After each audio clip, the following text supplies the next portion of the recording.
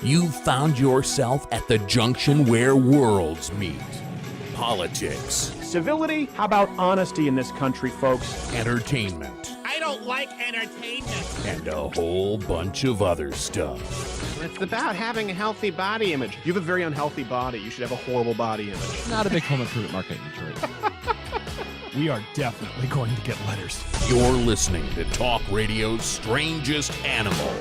You're a strange animal, that's what I know. You're getting louder with ๊kraʊdər. But you're a strange animal, I got to follow. Oh, I'm in the spiritus. Glad to be with you. That's the sound of the weekend. Oh, my word. I just forgot to actually tweet out that we are live. Can you believe this? Unbelievable. I can't believe it either. Let me tweet out right Unbelievable now. professionalism. Let me get this now. There we go. I am your host, Stephen ๊kraʊdər. Ridiculous. louderwithkraʊdər.com for daily articles, news, everything we'll be discussing here on this show. Producing with me in video studio, as always, is Jared, who is not gay. Follow him on Twitter at NotGayJared. I fulfilled my legal obligations. Draw your own conclusions. We're good? Yeah, no, I appreciate you doing that. Thank you very much. Big show. Crazy big show. Unbelievable. Yeah. A lot of Trump talk on this show. We're going to have Gavin McInnes, very pro-Trump, very well-known pro-Trump guy.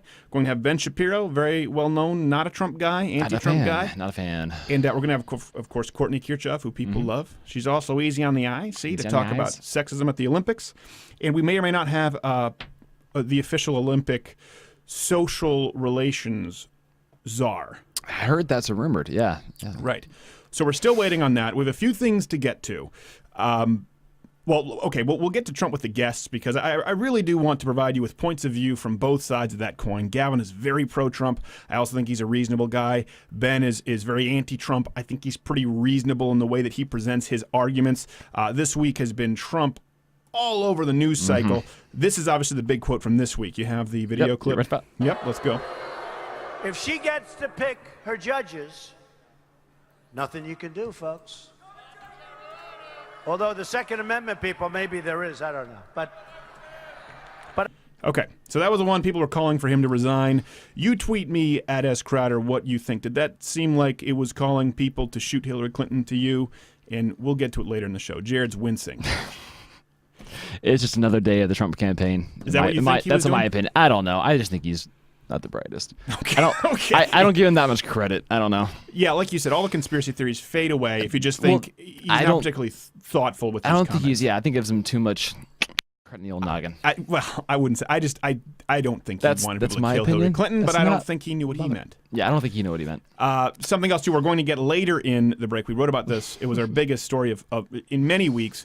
I haven't seen it on most media sites. I certainly haven't seen it on any of the leftist sites, which is usually the sites where I go and get our news so we can see what they're talking about. We'll talk about this later on. We need a little bit more time for it, so we'll do it later with a longer segment. Korryn Gaines, the shotgun with a 5-year-old meat shield we talked about last week. There's been some footage that surfaced, long footage, a 20-minute video on her. This one doesn't feature her, unfortunately, feature her face. This doesn't feature her clip. face, but she was pulled over for no tags on her car, and she was, and it gets worse. Yeah, it'll get worse. We'll cover this later, but let's just give you a taste. Of course I won't raise no submissive ass children. Absolutely not. Well, that's just to give you you wait till you see the palate cleanse. So we're going to talk about that later. And, man, I tell you what, we got some emails for our sketches being insensitive, exaggerating her last week. Oh, gosh. It didn't do it justice. No, it did not do it justice. Okay, so we'll get to those things. I want to hit a couple things right off the bat. 2 stories that were big this week, but I think are relatively congruent. Clock Boy's back. There's no frickin' Clock Boy. You know what? I'll be honest. There was a little part of joy in my heart that leaped when I saw that he was back. Just because it was just the story that keeps giving. I don't know. Clock Boy. It just keeps getting richer and richer every time. Oh my god. So, okay, he's the back. Gift that keeps on came giving from Qatar. all year. Clark. So he came back just to sue for $50 million the school district there in Texas, and they've said, well, of course we have to because that's justice. So let me give you a few quick. He's coming back to sue for $50 million, and he lives in Qatar. This is one of those things that really bothers me whenever conservatives, they hold out like kids, the same thing. I hate gimmicks, and kids are always gimmicks, whether it was Jonathan Crone, whether it was that CJ Pearson kid. I always we don't really do that on this show. We're like, nah, we're not going to have a bunch of 14-year-old kids parroting what parents have told them. That's clearly what Clockboy is doing if you read the language of what he's talked about. But let's show the first clip that Clockboy, when he came back and held his little press conference with his unofficially terrorist organization representation. Let's watch this. Right now, as she said, I lost a lot of things. I lost my home. I lost my creativity, because before I used to love building things, but now I can't. I've lost it. The magic's gone. It's like it's Hook. Robin Williams forgetting his happy thoughts. I lost my creativity. You mean you lost your ability to take a Philips alarm clock and place it into a suitcase? In his defense, that's never been done before. Is that the only video clip we have of him? No, we got one more. Oh, let me see the other clip. Yep. Yeah, Lost my security. I can't walk out on the streets anymore without having to be covered up, because I don't want to get shot, because it happens here. And it might happen anywhere, and anytime I walk out the house, there might be death waiting for me. So what kids there might be death waiting for me? Might be death waiting for me. Who's his speechwriter? Edgar Allan Poe? Oh gosh. So this is the kid. He's good. There might be death for me. So the only thing is he didn't lose his home. No one tried to shoot him. There have been no attempts on his life. Not like perhaps yours truly, or people I know who've criticized Islam. It's not the same at all. Maybe some people send him some angry tweets. I don't know. Start a commission for fair treatment on Twitter. He is so clearly coached by his parents here. Something else he said, it's not safe for anyone in the United States, he was talking about, that's a minority. Qatar, a couple things. They're throwing gays off rooftops. You're talking about Sharia law. You're talking about women who get raped who are prosecuted for adultery if they come forward. You're talking about apostasy being punishable by death. You're talking about slave labor. It's not safe for minorities in the United States. Qatar, really? You are in a country where you're going to say that minorities are not safe in the United States, that it's so unjust, hashtag bomb clock lives matter, because some police politely and very gently escorted you in cuffs to the back of their paddy wagon because you came in with a ticking duffel bag, which maybe raised some eyebrows. You're going to say it's not safe for any minority in the United States as you go back to a slave state that rapes its women and burns gays alive. Not Qatar. Yes, Qatar.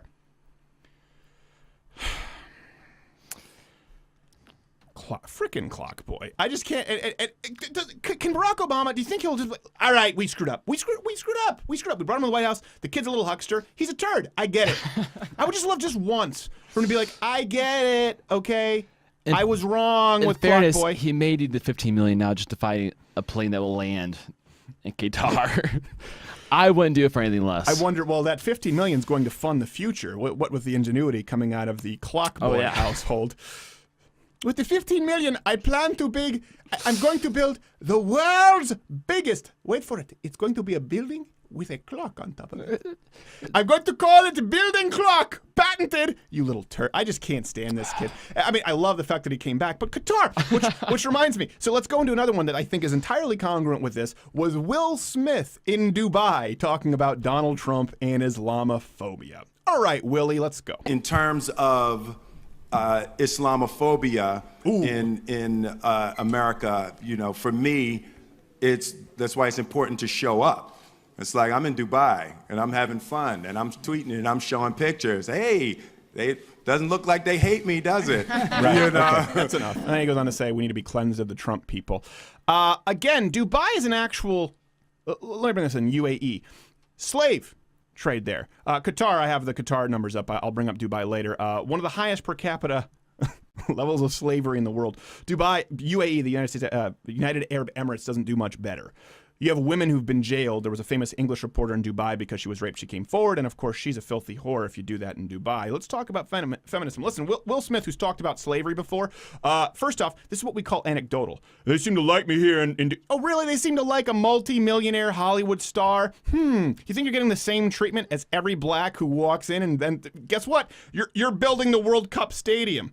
What? Because you're a slave now. Here's the thing, Will Smith, okay? We're going to bitch about the United States and our culture and our history of slavery. Will, you just need to take a stroll 2 blocks down to find yourself a real black slave there in Dubai. But they were nice to you. They rolled out the red carpet and saved the good caviar for Hancock.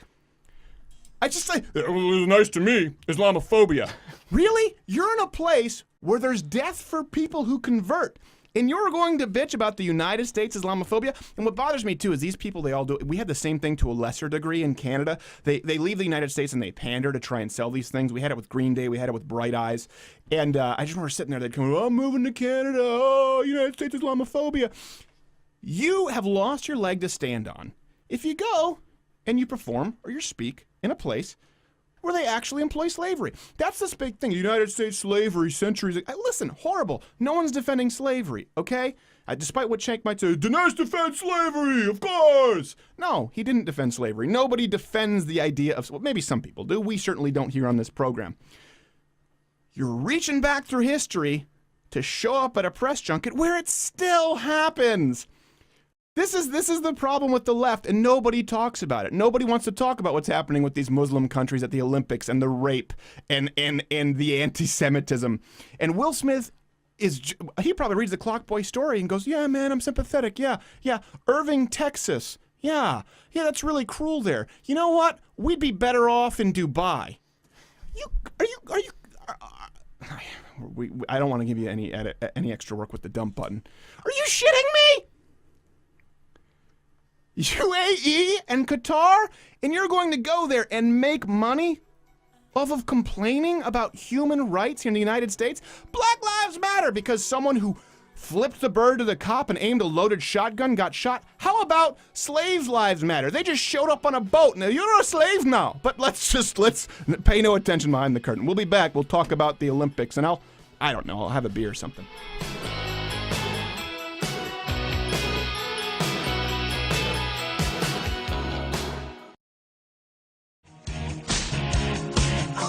It could be Jimmy, it could be Mike. It doesn't matter, as long as they're fine. Just beat it, beat it. Look at little kids and beat it. It doesn't matter, long as they're young. Binoculars. Beat it.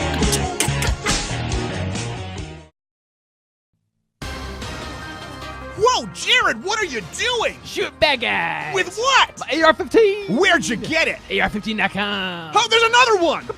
You got him. Yeah. Thank God for AR-15.com. They have AR-15 and accessories for sale and the best advice there is on the web. Oh, no, there's another one. You got him. Yeah. With your what? AR-15. From where? AR-15.com. That's the best place to go, and that's the takeaway because this commercial's about to stop.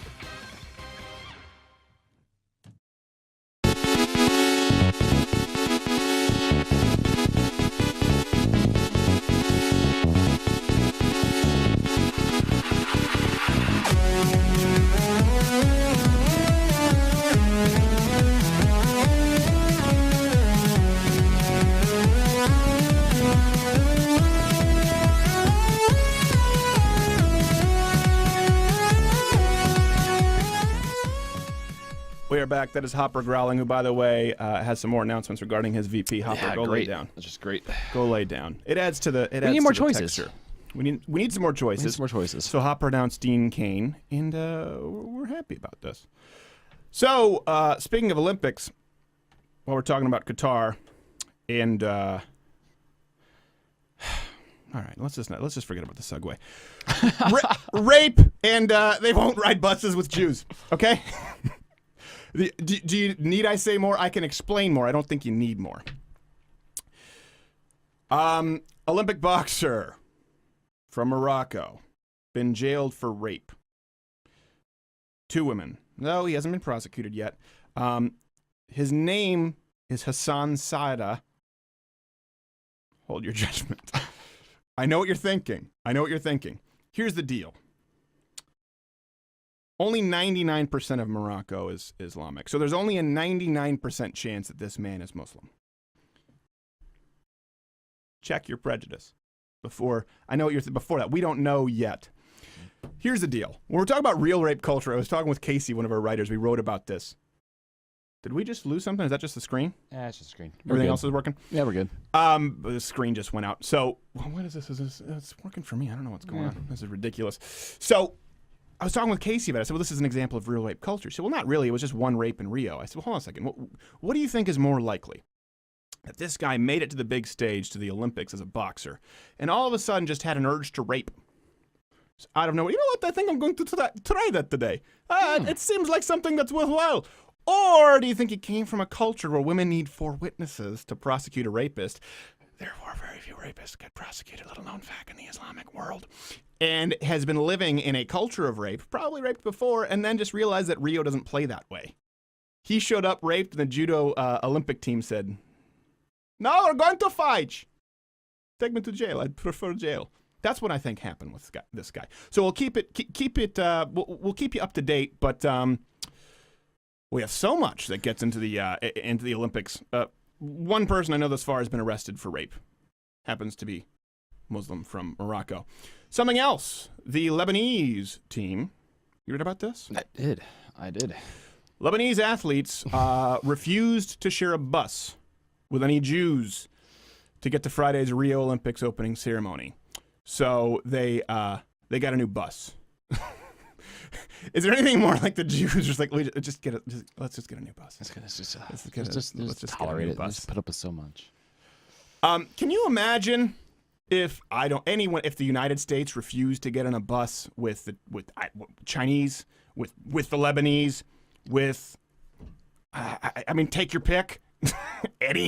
Anybody, if Sweden refused to get on the bus with it couldn't possibly happen. This is the racism from the left. They'll say you're being Islamophobic, but they have they're of course the ones practicing racism of not racism when you're talking about Muslims, but in this case we are talking about nations. But the ideology of Islam, the prejudice of low expectations. Listen. This is what they're going. One rapist from Morocco is not that bad. We had a whole team ready. I mean, you should count your lucky stars. Okay, a couple teams refused to get on buses with Jews. They're not blowing them up, right? It's not Munich. No one's going to want the rights to this film. And then you find out that one of them refused to actually, was it a judo or wrestling? Someone's saying something's weird is happening to the voices. I don't know what's going on here. This is someone tweeting me. So hopefully it could just be their feed. Yeah, probably. They refused to engage. I think it was wrestling or judo. I don't have this story on here because I didn't cover it, but I just had a hit list of all this. They refused to grapple with an Israeli. And no, we're not going to touch the Jews. This is an ongoing thing at the Olympics. The beauty of the Olympics is that cultures have nowhere to hide, and so it really exposes the crappy ones, right? Whether it's the Chinese, the year where they were bringing in 6-year-olds and 9-year-olds, and people say communism is beautiful in theory until you realize that this girl, because she had the right femur to shin ratio, they said, you're going to be an Olympic gymnast, period. You have no choice in it. This is the big difference. These people in a lot of these countries, they're not choosing to represent their country. They are chosen to represent their country. Mm-hmm. Whereas in the United States, Kayla Harrison, one of the first guests ever on this show, she just won her 2nd Olympic gold medal in judo. Number 2, she's the first American to ever win a gold medal in judo. And now she won 2, in a very dominating fashion. She was sexually abused by her coach when she was young, had a really rough, broken family scenario, moved across the country. She would have every single excuse to be a screw-up. And her testimony is incredible. That's who I want out there representing our country. Someone like a Kayla Harrison. Hopefully we can get her back on. I know she'll be really busy and I want her to rest up. But she was one of the first guests on this show. And I'm so glad to see it, but it just shows you, she chose that. No one forced her. No one said you're going to be a judoka. It's not like China. And then you look at the Middle Eastern countries like we're talking about. It's just nonstop. The rape, no Jews. Did you watch the beach volleyball? Oh, gosh, it was... burqas? The hijabs. Hijabs. Hijabs, People got not upset. the burqas. People got upset because it was misrepresented? Yeah, by BBC Africa or something like that. Can you imagine competing in beach volleyball in a hijab? No. It's their choice. Listen, would you choose to go on down to Copacabana in a parka? Unless you knew you were going to have the crap beaten out of you if you didn't. These people are brainwashed, just like this Black Lives Matter. Korryn Gaines, who we'll talk about later, who's brainwashing her child, saying, the cops won't kill you. The cops won't kill you. You'll watch the videotape. The cops won't kill you, right? Mom, they're just trying to be nice. Don't you believe that? You're going to fight the asses. You're going to fight the asses. This is the actual tape. You'll see it later. Yeah. You're going to fight the asses. They trying to kill mommy and kill you. Really? Yes, really. They kill all black people. And they're raising kids with that mindset. It's the brainwashing, right? You wouldn't excuse it if someone were brainwashed to be in the Klan. It's the brainwashing of these people. They hate Jews. They rape. This is what happens in Islamic countries. It's okay because of the soft expectations. And we, to a lesser degree, we excuse it. Well, they want the hijab. Really? You think they want to be abused? You think they want to have zero freedom of choice? In the United States, you'd call it abuse. We should be celebrating their culture. Meanwhile, they're dropping like flies of heat stroke. They don't even try to get in the pool. No. I don't know if there's some kind of new Gore-Tex anti-drag pro lap swing burqa. I have no. Maybe it exists, and someone's going to fact check me on that. I have heard it. We talked a long time ago. The burkini. The burkini. The burkini. The burkini. There's a catalog that won't exactly be flying off the shelves. Oh gosh, we have to go. Gavin McInnes making the case for Trump. Coming up after this.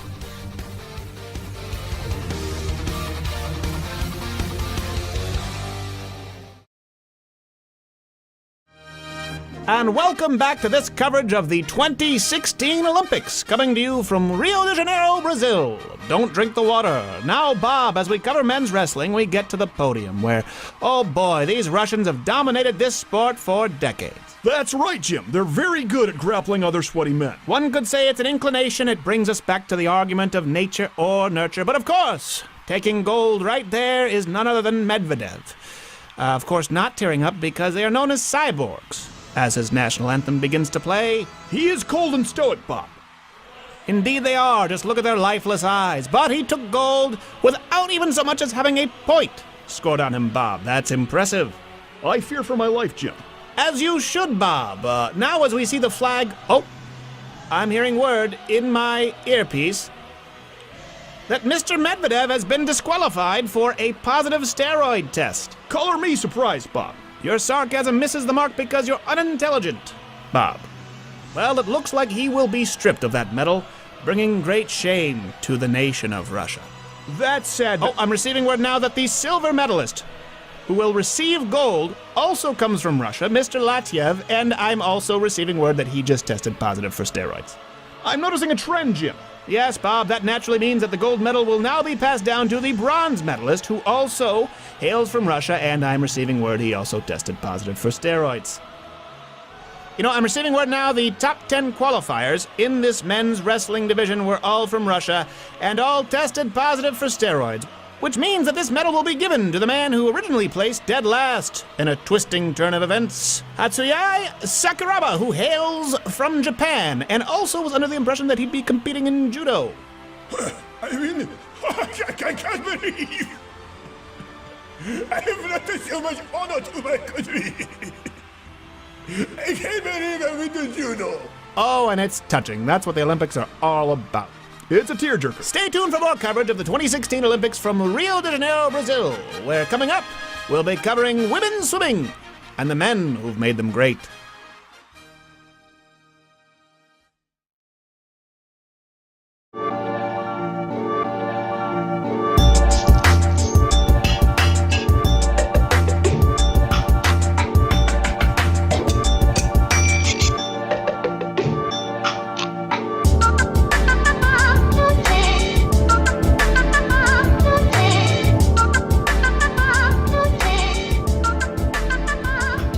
Glad to be back, stone-faced as ever. I don't know, maybe he's in a mood. You never know. One of my favorite guests to have on, but very unpredictable. He's like a hammerhead shark. He's unpredictable. The Gavin McInnes Show on Compound Media, compoundmedia.com, Gavin? That's correct. Yes, because the name has changed, and one thing with you, we bring on the show, you give like one-word answers in texts or emails that always lead us to believe like, well, man, I don't know, maybe he's not going to show, but you always do. Yeah.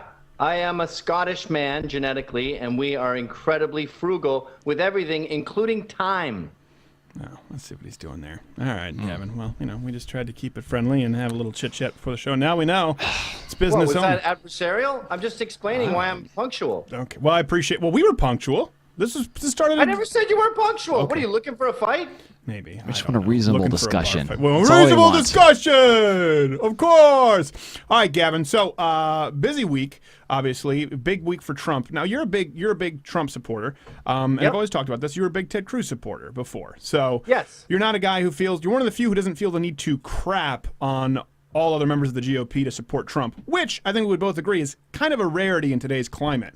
Well, it's a big rarity with the right. I mean, the left, if free mumia, illegal immigration, non-genetically modified food, they're all friends together. It's really irritating. And we have the opposite problem where, you know, John Bolton hates Kennedy, hates Shapiro, hates Nero. There's all this infighting, and it's just not, it doesn't lend ourselves to a Republican president. Do you think that maybe Trump has spurred that on more than others? I mean, you know, we have people who have been pretty even-handed with him, claiming that, you know, we support open borders or whatever it is. And we're going, well, that's just not accurate. If you don't listen, it's just because we don't fall in line for Trump.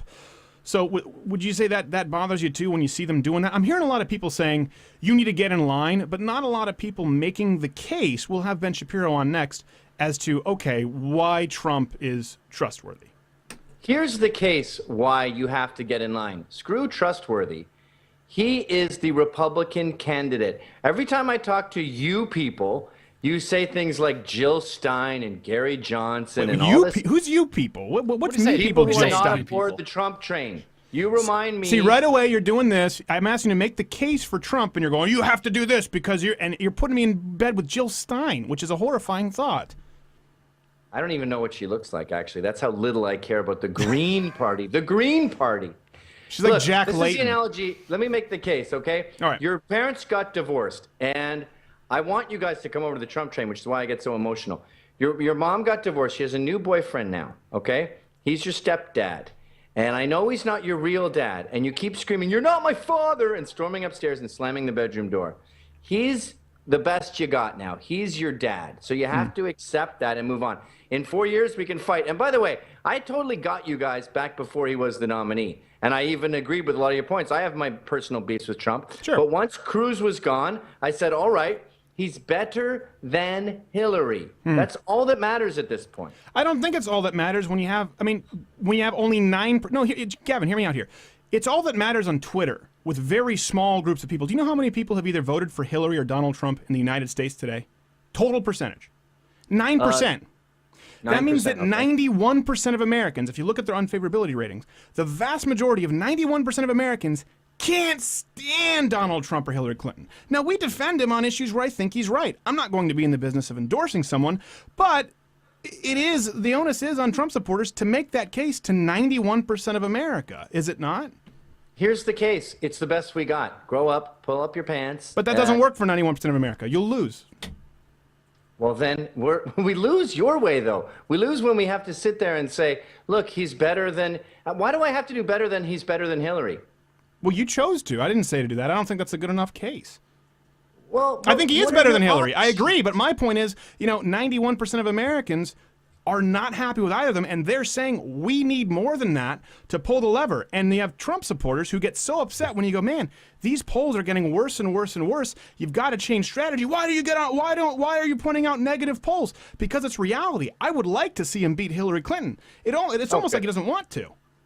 Okay, here, just for fun. Yeah. My point is I shouldn't have to make the case because it's the lesser of two evils, if you'll take that. But if you want me to make the case, here's the case. And by the way, people always say, don't get in the weeds with Crowder or Shapiro. They will destroy you. And I always say, screw that. I'm not scared of Steven Crowder or Ben Shapiro.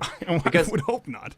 I won't get in the weeds with you guys. It's not about the weeds. No, it's not about the weeds. It's about 91% of the United States don't like either. And I just am saying, listen, there needs to be a stronger case from Trump supporters. Here's my pitch to the 91%. Yeah. As Breitbart pointed out, culture is above politics, okay? Politics is downstream from the culture. Right now, the culture in America is trigger warnings, it's political correctness, it's affirmative action, it's diversity, it's feminism, it's the patriarchy sucks. Now you go, that sounds like a small deal, isn't that just colleges? No, it's everything. I mean, we've got ROTC Marines walking a mile in her shoes wearing red high heel shoes. We've got women responsible for Benghazi And they are all affirmative action hires. Charlene Lamb, Hillary Clinton, all affirmative action hires. Good way to put it, yes. So put that on bumper sticker. You've got women who did Benghazi. Watch the feminists go nuts. It's a good way to put it. Ruin everything. There's a reason they're not allowed on a pirate ship. Well, they're allowed. They just be, rape the hell out of them. But yes. Is that why they're not allowed? No, they are allowed, but only if they sign off on the rape beforehand, I think. No.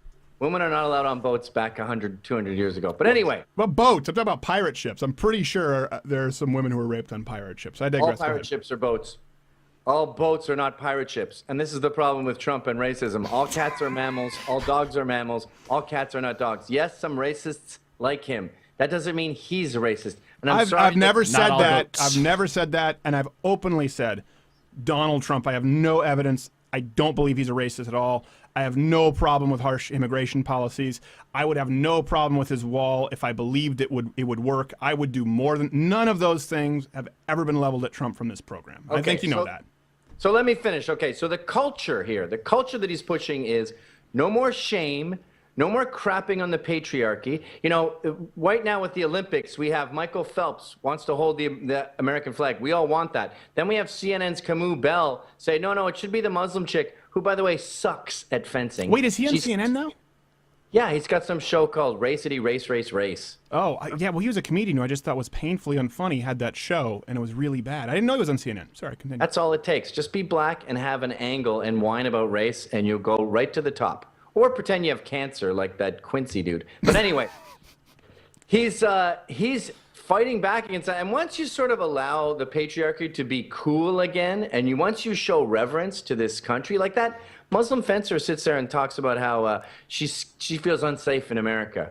This is when we just had 11 babies blow up in Baghdad. We just had a bunch in Pakistan, a bunch of lawyers at a funeral explode. But no, she feels unsafe in a world where CNN is pushing her, holding the American flag, despite her total lack of talent. Yeah, her and Clockboy both. Well, none of those things. I don't disagree with any of those things. And to be clear, I've always said I've never been #NeverTrump, just because I can't get on board with that, and I can't get on board with most of the people in there. But I don't think most people like Ben Shapiro, who will be on next, would disagree with any of the things you've said. Okay. I just don't see that as a case for Trump, and I don't think it helps a case when people go and attack folks like me or other people who are going, I don't know about Trump, I'm still waiting, and go, get in line and endorse him. I think that hurts it, because everything you said right there, I agree with. Yeah, we can be pretty mean, but that's who we're up against. We're up against cis scum. So no, here's the thing, though. Donald Trump has attacked Ted Cruz and Republicans, and I've said far more than Hillary Clinton. I would like to see Trump people and Donald Trump go after Hillary with the same kind of vigor they have Republicans. And I did a poll on that, and most of my audience is pro-Trump. And I said, would you like to see Donald Trump get a little bit harder on Hillary? And all of them, thousands and thousands of people said, yeah, I'm waiting for it. I would love to see him go after Hillary as hard as he's gone after Cruz. I would go farther than that. I would say that's his only hope. You see, but why the isn't only he doing way we it? can win this election is if dads get off the couch and if moms stay on the couch. That's why I call this the Real Housewives election. Because just like when you turn on Real Housewives and women stay glued to the couch and men immediately leave, that's what we need in November. We need Hillary hammered. I don't expect to get women over to the Trump side. What I want to do is keep their asses glued to the couch. And the way to do that is to recognize that Hillary is a murderer. Okay? Right. But just to get back to Trump and policies. Okay, so you got the culture thing. If you want real policies, he's the first guy to bring immigration to the forefront. We had Republicans like George W. Bush saying, open the borders, wearing a sombrero and eating a taco, saying, Mexicans are wonderful, wide borders, keep spending. Tacos are delicious. I'm sick of tacos, by the way. Vicente Fox said it's the best thing Mexicans have done in the past 100 years. It's a stupid sandwich. You have to eat it at an angle. It falls everywhere. It's a pathetic version of a hamburger. By the way, Gavin doing this is a gif. There's no doubt. No doubt. You knew it. You walked right into it, Gavin. This is why you should fear the mäkraʊdər program, not because of political discussions, because of the gif madness. Tacos, you hold them like this, and then you put them towards your face. Oh, good That's luck. all. The good thing is actually you don't realize your policies, screen just froze, and how good for you. He said, we are not. He's putting his fist up in the air, and he's saying, no way to immigration. And that is a wonderful thing about no way immigration. We are standing up for ourselves. Okay, Gavin. You'll get your wish. That's one, and that's huge. I mean, the billions of trillions, the trillions of dollars that we lose with them. There's so many nuances people don't talk about, like hospitals closing down, schools closing down. How about the money they send back? Like, we just had a bodega owner shot by a guy who grabbed a cop's gun, and this guy was from, I don't know, he literally is sending his money back to Timbuktu. And you think, how much money do we send to Mexico, Timbuktu, France, Paris, Parisian Muslims? Well, I think everyone, to be fair, he's not the first one to talk about that. You were a supporter of Ted Cruz, who had a pretty comprehensive plan. Some of it was that Trump borrowed from it, and I don't have a problem with that. I don't think he'll get Mexico to pay for it. I think that's a pretty lofty goal. I don't think you can deport people realistically, but someone like my mom, for example, we've had people email furious, your mom shouldn't be here because she's not American, she's French-Canadian who went through the process, get attacked for not being, it's almost this pure laine mindset here in the United States. So I wouldn't disagree with anything. We're swinging the pendulum the other way, and by the way, he was the first to make it a central political argument. This whole thing, build a wall, build a wall. And by the way, it's not a pipe dream. They owe us $50 billion in trade deficit. When you go to a restaurant and you sit in the same booth to the tune of $50 billion net for that restaurant, you can start asking for stuff. You can start asking for a diamond booth with naked ladies dancing on it. Yeah, I think business-wise, people are completely misestimating the leverage that we would have on Mexico. Their leaders just said, nope, we're not going to do it. And if he says no, what are you going to do? They're already poor as dirt. Are you going to harm their credit rating? You go to war with Mexico? I don't know how you do it. You deny them $50 billion in trade. I'm going to say, okay. I think they'd sooner go with that than pay for a wall. Good. Thank God. That would be wonderful. Now we have manufacturing back here. Okay, so that's one big issue. And then also, as Tucker Carlson pointed out, he redefined the GOP to be a nationalist organization, an anti-globalist organization. I've never heard globalism come up once during an election. This is now, immigration and globalism are the two central tenets of the Republican Party, and the Republican Party hates it. That's good news. So you think everyone who's not on board with Trump is a globalist? I'm saying they didn't care about it enough in the past. It didn't come up. I guess we'll have to define what that means, because I've talked about that, it started off as interchangeable, or I was going, okay, I understand that. Multiculturalism, globalism, that hasn't worked. We know that, being from Canada. But then it's gotten into a weird space where people are going, wait, hold on. So Ben Shapiro's a globalist. Ted Cruz is a globalist. I may not be clear on what it means at that point. Stay tuned. We're going to have more Gavin McInnes after the break, or don't, but you'll feel bad.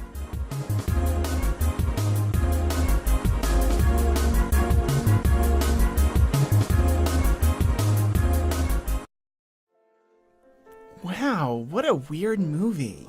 I know, it throws your mind for a loop, right?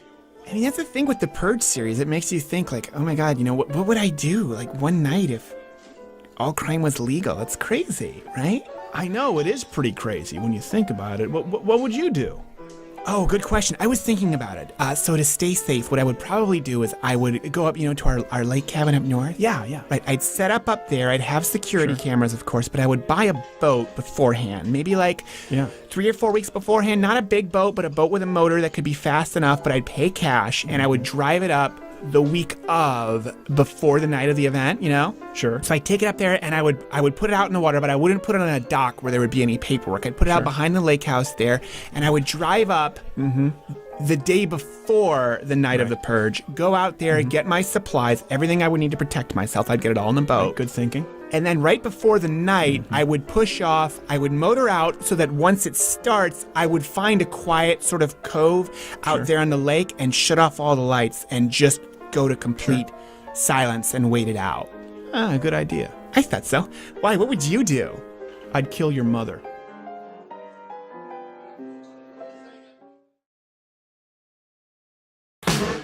You're a strange animal, that's what I know. But you're a strange animal, I got to follow. Oh, I'm in the spiritus. Glad to be back. You can watch his show, The Gavin McInnes Show, daily at compoundmedia.com. It's worth it. Check it out. Also, some clips up there on the YouTubes. Gavin, thank you for being with us, sir. So before the break, you were laying out the case. I understand those things, and I don't think that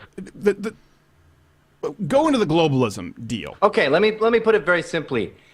A push for the maximum possible manufacturing in America. So would that include taxes and tariffs and raising the prices on goods and services? Yes, that would include tariffs, normal tariffs. Our tariffs are pathetic compared to the rest of the world. Normal tariffs on products coming in, and also more manufacturing in America. And I know we're never going to get back to just people screwing on, like in Laverne and Shirley at the beginning of the show, where they would put on things on Miller High Life or whatever, and then put the gloves on them as they went down across. I know we're never going to get that back, but sophisticated manufacturing, like pharmaceuticals, like airplane parts, I want to start seeing that again. You know, Trump made Pat Buchanan mainstream, and that's crucial because his mentality is the only future for the West. And the mentality of Pat Buchanan is? Isolationism. Okay, so what about people who don't like that? Again, the 91% of Americans who go, hear isolationism and go, that's nationalism. That seems a little far for them. Yeah, those are called women, and they shouldn't be part for the most part. I mean, I understand where you're coming, and obviously you're funny. I get it, but there are a lot of men who go, nope, I'm not on board with that. People who would vote Republican. Yeah, they're the children of single moms, and they are women. Barack Obama is a single mom from Hawaii with an axe to grind. I would say no to someone like me, where they say you're not you can't be on board the Trump train because you come from a mother who's an immigrant. We don't want her here. She shouldn't be here taking a job from an American. Hundreds and hundreds of tweets. French Canadians. The point. Oh yeah, a ton, absolutely. There's this idea of no more immigration, close the books, period, except for white Americans who are here, and I just wouldn't agree with that. Wait, I don't think that's Trump's idea, but here's my point: is with the 91% of Americans who see this and hear it parroted, that's not convincing to them. And that's why I think you're seeing his polls plummet. And one thing I do find, I think we can agree on this, one thing that is very startling to me is right when he started, the last time you were on, he was always talking about the polls, and you talked about how no one's going to know how to handle the media like Trump because of culture. We agreed on that in the Breitbart thing. Now the one thing Donald Trump never talks about is polls unless they're rigged and the media being stacked against him. Those were going to be his two strongest selling points. Now no one talks about them. Yes. Look, he had a bad week because of women. He lost women last week because he poo-pooed Khan, the wrath of Khan, as Ann Coulter puts it, and he shouldn't have done that. You're supposed to be reverent when someone dies in battle, and he didn't appreciate that because he's got that New York attitude of if someone hits you, you punch them back twice as hard. That works in business. It doesn't always work in politics. So we lost a lot of broads. Well, I think if we have to be, again, if we're being objective, he didn't strike at Khan. People got mad because he struck at the wife who didn't say anything about him. So he did hit first there. No, Khan's speech was all anti-Trump, so Trump retaliated with, yeah, whatever. I didn't hear his wife saying much. Yeah, I mean, it would be reasonable for people, again, these aren't people who are in the Democrats' lap. They're going, kind of a dick move to attack the wife as opposed to the husband. I know a lot of people. That's why he's losing Georgia. That's why he's losing Kansas. Places because to those Republicans, to those conservatives in Utah, it's getting to be a 3. To them, it matters. And I don't think you should discount all of them as children or women. I would classify them as pussies. And yeah, it is terrible that we lost them.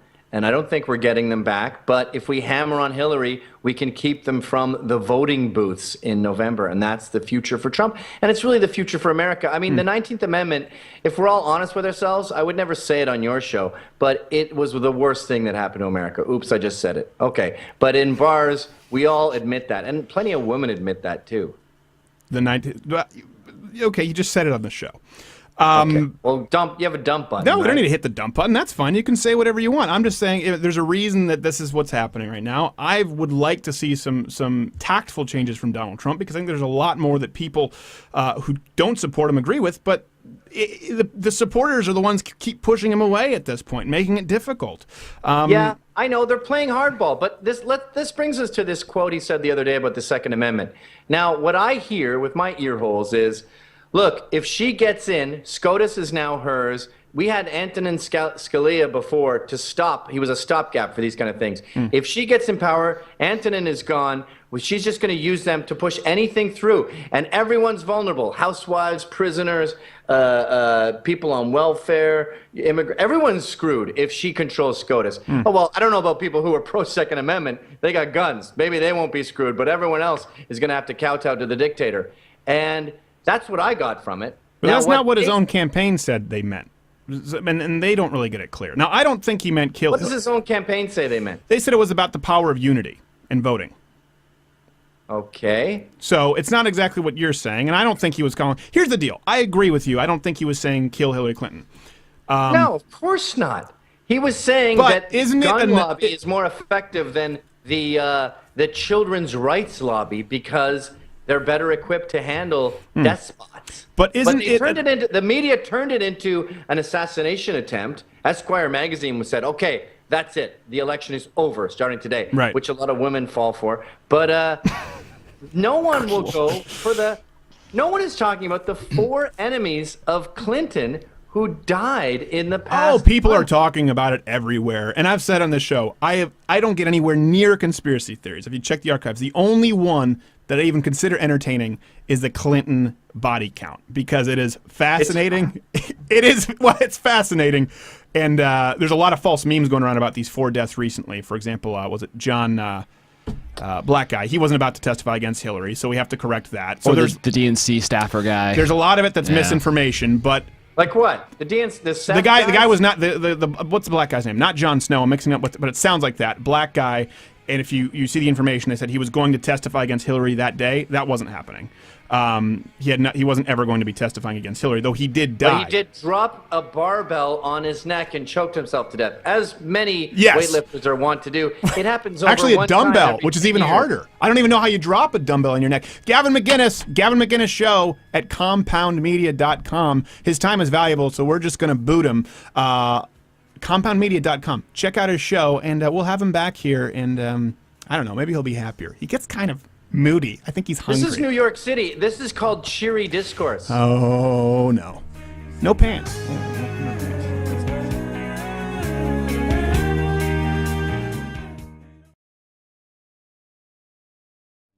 And now, John Stossel debates Cenk Uygur. Uygur. Is it Cenk? Cenk, all I'm saying is the Armenian genocide is a verifiable historical fact. Okay, listen, I said that maybe, all right, like, I don't know maybe enough. You try to bring it up to try and embarrass me. Okay, of course, when I was young, I wrote that. Oh, I'm not bringing it up to be unreasonable. I think it's indicative of your lack of reasoning skills. Oh, okay, right. Like, listen, we'll try to have reasonable discussion, okay? Did I make a mistake? Oh, this is what he does, right? Like, he made a mistake. Of course I made a mistake, okay? All right, John, you ate a child. What? Stay tuned for more John Stossel.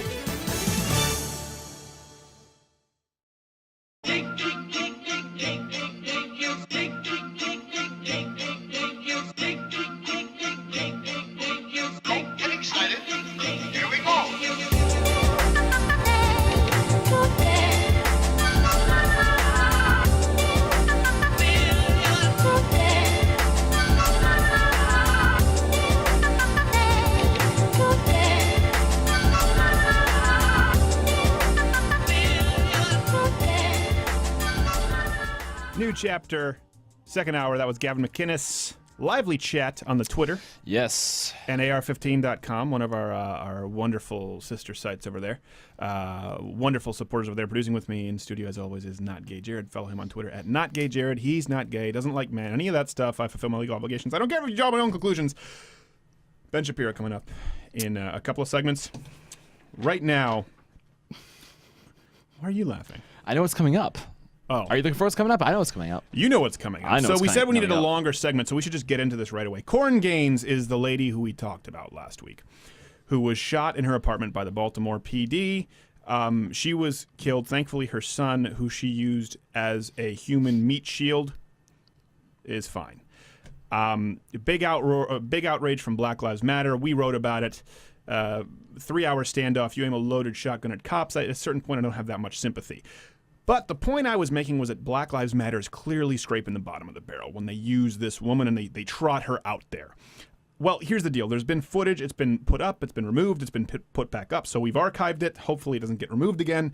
Of this same woman pulled over only a couple weeks ago for a traffic violation. No tags.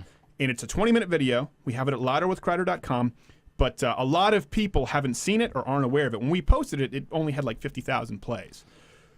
Whereas the story, when it broke, was absolutely everywhere, #1 trend. So these are the police officers pulling her over. I want to give you a bunch of clips, as much context as possible. Go watch the full video. And let's start it off. Enjoy the censored version. Yes, the censored version. Go ahead. Is there a crime being committed? Can you tell me one more? Yeah, you don't have a driver's license. You don't have a tag. Okay, who are you? I am the Baltimore County Police Department. Okay, so let me inform you of who I am. Who are you?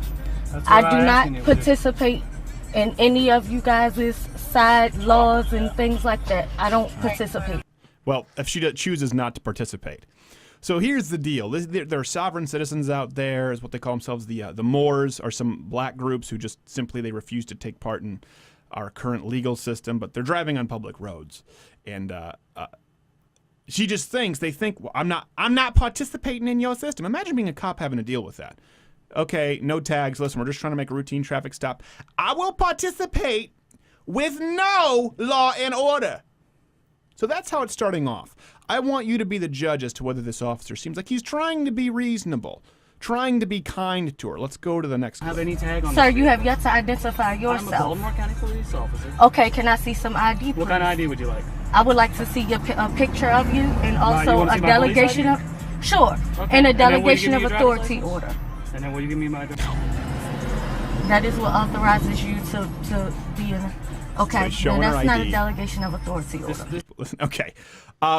He shows her ID. You do have the right to ask a police officer for ID. As a matter of fact, often police officers will send out notices saying, hey, make sure the police officer identifies himself because you've had cop impersonators. That happened in our county. They said people are in falsely marked police vehicles and pulling people over. So please ask the officer for ID. Happens all the time. You're well within your right. Delegation of authority. First off, she says delegation of authority order, which she clearly doesn't know what that means. But a lot of these people, if you look in the videos, they say, I want your delegation of authority. That's a concept. It's like saying, I want your world peace slip and eternal happiness. They can't give it to you. Delegation of authority order. This is the process where this is what happens when a police becomes legally recognized as a guardian of the law, enforcer of the law. It occurs. Delegation of authority, which allows them to get their police ID. It's like passing the driver's test. You have your license. It'd be like saying, sir, if a cop said, sir, may I have your driver's test? Well, here's my license. I want to see your test. I want to see the multiple choice question. What's that Scantron? Scantron with the #2 pencil. And here's what I love. She just gets, we'll go through more and more clips, but what breaks your heart, and this is a clear open and shut child abuse case. That's why I think the cops were there, and you'll see it. She keeps going on. She gets more and more angry, more and more rude, more and more threatening. And her son even says this. This was being nice. Mm-hmm. Me, right? Yeah, we're going to show this. Look at her. She's a narcissist looking at herself. Doesn't care about her. He just was being nice, which is important because then he's saying that. That's before being brainwashed. Now, remember, this is the outrage of Black Lives Matter. This is the best example. They trotted this woman out. This is important to note. They trot her out. If people are just being dropped like flies left and right, why don't you bring out anyone who was simply and just got capped because he was a black guy from the cops? This is who you pick because this is all you have. Your claims are false. It does not happen. This is what the boy said before he was being brainwashed, and she got upset. So she turned to him and made sure that he didn't think for a second that this officer was nice. This is what happened. This car, we'll take your seatbelt off. You do not get out this car. Do you understand? Yes. You better fight they asses. Fight them. Do you hear me? Yes. Fight they asses. It's 5. Who's he gonna fight? 5 years old for crying. This is just child abuse. And then you get to realize how mentally unstable she is. Let's go to the I'll leave it with your copies. All right, you got it. Since you've been charged with citation, so you can read it at a later date. I just want my information. Here's your license back, and here's your. Thank you. And where are my car keys? We're waiting for the tow. Okay. So tow truck. I would right now get all your stuff out. Illegal. Okay, where are my car keys? We have to give them to the tow truck driver. We'll take the car key off and give you the rest of the keys. Okay. I want my car keys now. Is she not the 5-year-old? That's fine. So what? If you don't get out when the tow truck driver gets here, you'll be placed under arrest. Okay. Okay. And what do you Listen, you're not going to kidnap me, so get ready for it. You can go ahead. Listen, you're not going to kidnap me.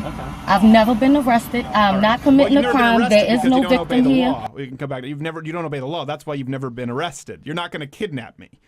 And then right away, it starts to escalate. We'll just roll a couple more of these clips, Jared, and then we'll go to the last one. I don't think we have how much time do we have in this segment? 5 minutes. Okay, let's go to the next clip. They know what they're doing, and they will have to Talking kill to a me 5-year-old. today. No, nobody wants to They will have to. They will have to, in front of my children and everything. You're going That's to jail, right? listen. No, nobody wants to kill you. You know you're going to jail, right? So let's be clear as to what's happened at this point. Driving without tags, no insurance, I don't even think a license plate if you hear the officers. Completely illegally. Yeah, it sounds like nothing. Refuses to comply, refuses to shut off the car. The cops have been very nice. She gets out of the car and runs or walks briskly. I don't want to be misquoted, toward the cop car at this point. And they're saying, please just get out of the car. Nobody wants to kill you. They're going to kidnap me. They're going to kidnap me. Go to the next clip. What do you want us to do with your children? You know we're going to send them to a social worker, right? Okay. They're trying to be as nice as possible. Listen, my daughter breastfeeds. My son is it's okay. That's why hospitals and social it's okay. services Right. All right. That's fine. All right, let's go to the next clip. This is important. The next clip. Let's cut that short, Jared. Ain't no victim here, and there's no fucking crime going on. It is a crime. It is not a crime. That's bull. On the contrary. Listen to this. It's all for y'all to get money, and I don't participate in the shit. And y'all not gonna get a fucking dime out me. I'ma sue the shit out of y'all though, and y'all gonna pay for this shit. And y'all gonna pay my kids for the rest of their fucking life for this shit. Ah, there it is. I hope so too. There it is. Is it racist for me to say you're a leech? Not all black people, just you. Just you and anyone who thinks that that's a valid response. You gonna pay my kids for the rest of their lives. Imagine what you're teaching this young boy. He wants to understand that these police officers are good people. By the way, she looks like she's in a Lexus, an all-leather interior.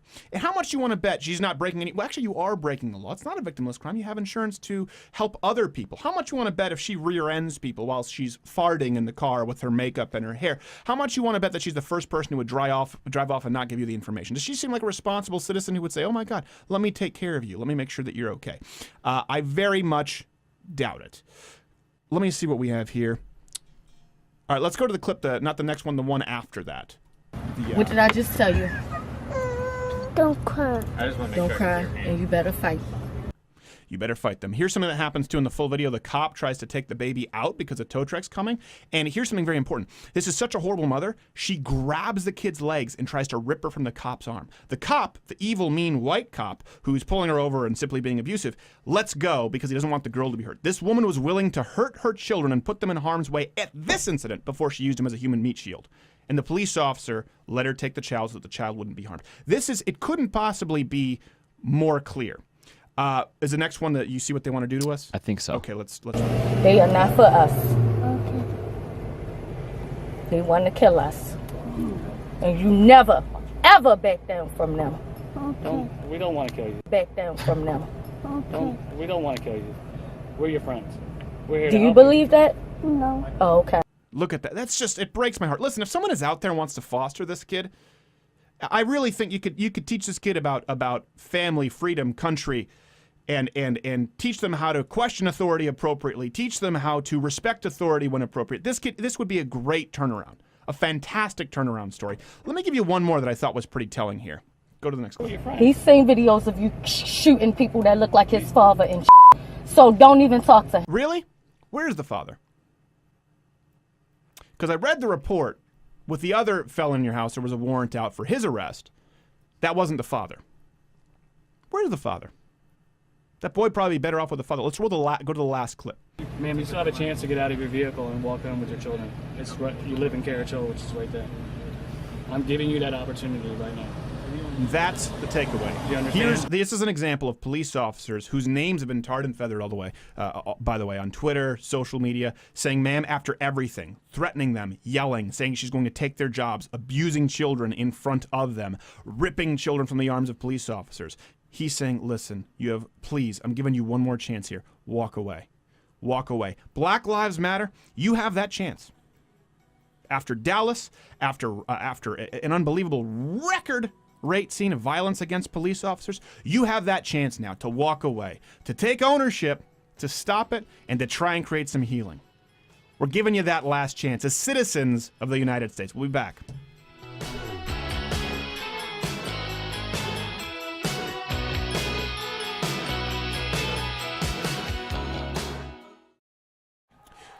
Greetings, America. Last we left you, I had made the major announcement, which dominated the news waves for all week in announcing my vice presidential candidate, Dean Cain. In the coming weeks, Dean Cain will issue his own statements and positions on policy and Jesus. So I think you can really look forward to that. But many of you know Dean Cain as your beloved Superman, or Clark Kent, on the famous 1990s show, Lois and Clark. However, many of you may not know that he had a storied athletic career before that, coming to its crescendo as an all-star football player at Princeton. Dean Cain, the free safety, their best defensive player, number 11. Oh, sweet Lord, that man hits a freight train. And Dean Cain will hit like a freight train for America. The choice is becoming clear, America. When your owners take you to walk into the ballot box, vote Hopper Cain 2016.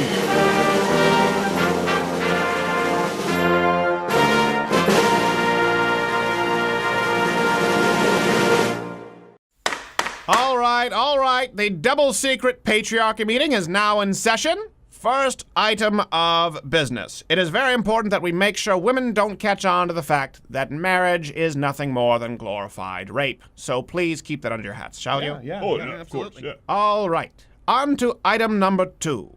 We need unified standards on what will be determined as the most recent oppressive standards of beauty that we don't even like. Anybody have suggestions? Yeah, me. Yes, Bradley. Yeah, I was just thinking maybe we could, tell women, or the people who do the magazines, that we like bigger breasts and nice bodies. Even though we don't like any of those things. Brilliant, Bradley. That will really screw with their heads.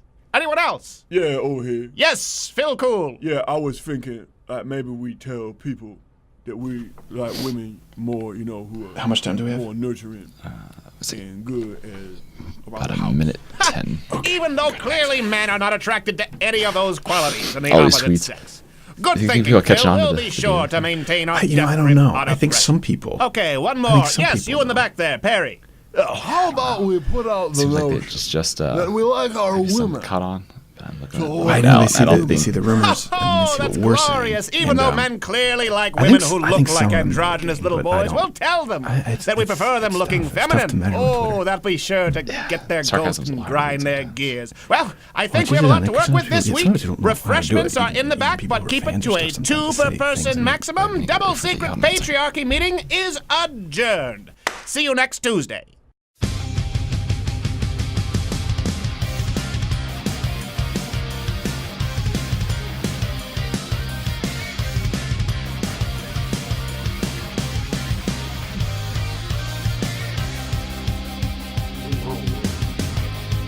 We are back.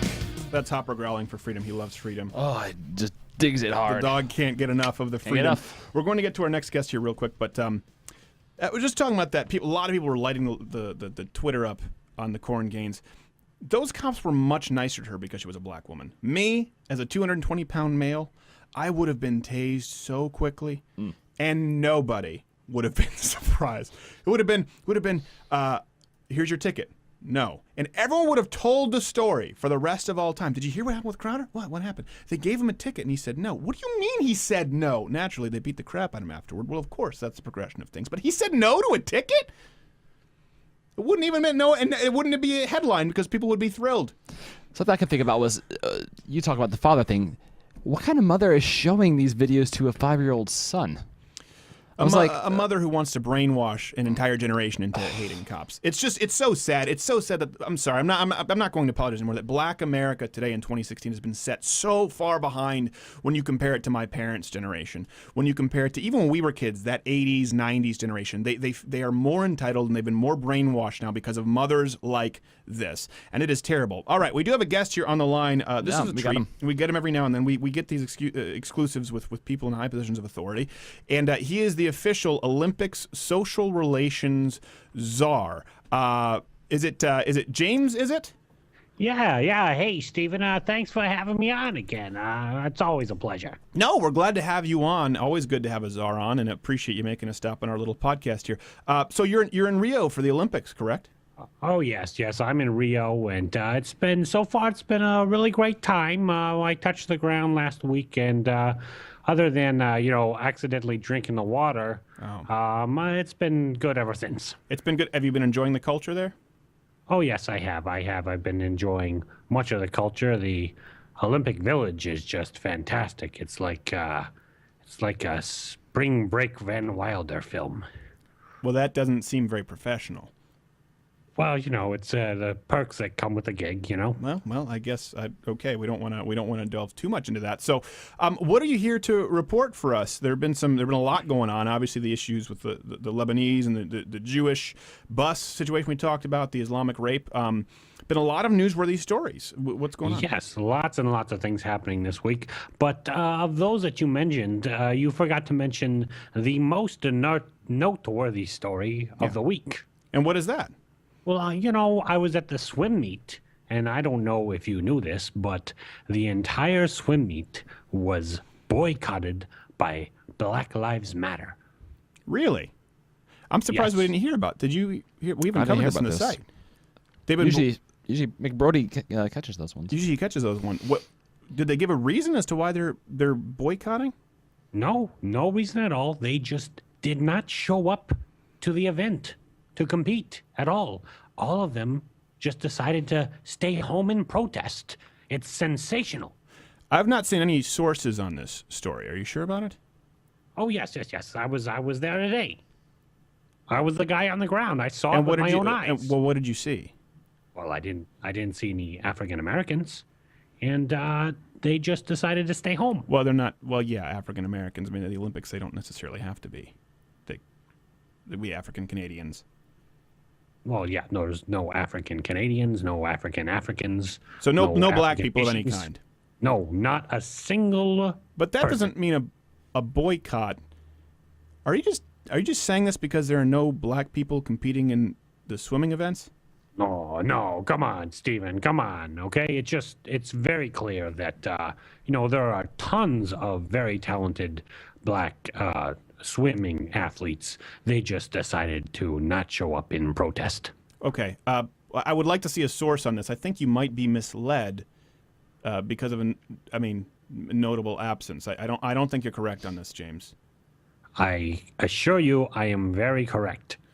Well, even in the stands. This is anecdotal. That's not proof. All right. Well, we'll keep us abreast on this. Is there anything else that happened there that we need to know about? Other than me not having a solid bowel movement in a week. All right. That's all right, much James. the only Thank you thing very I can much, report. James. We got to let you go. We appreciate it. James, the official Olympic social relations czar. Did you vet? I didn't. I don't want to screen him. Well, I thought email said you were going to. So I just assumed. I don't think your that's show accurate at all.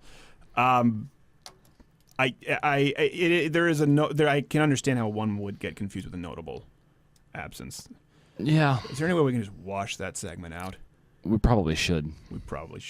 How much longer do we have until we get to it? Yeah, we got 2.5 here. 2 minutes. We really didn't explain.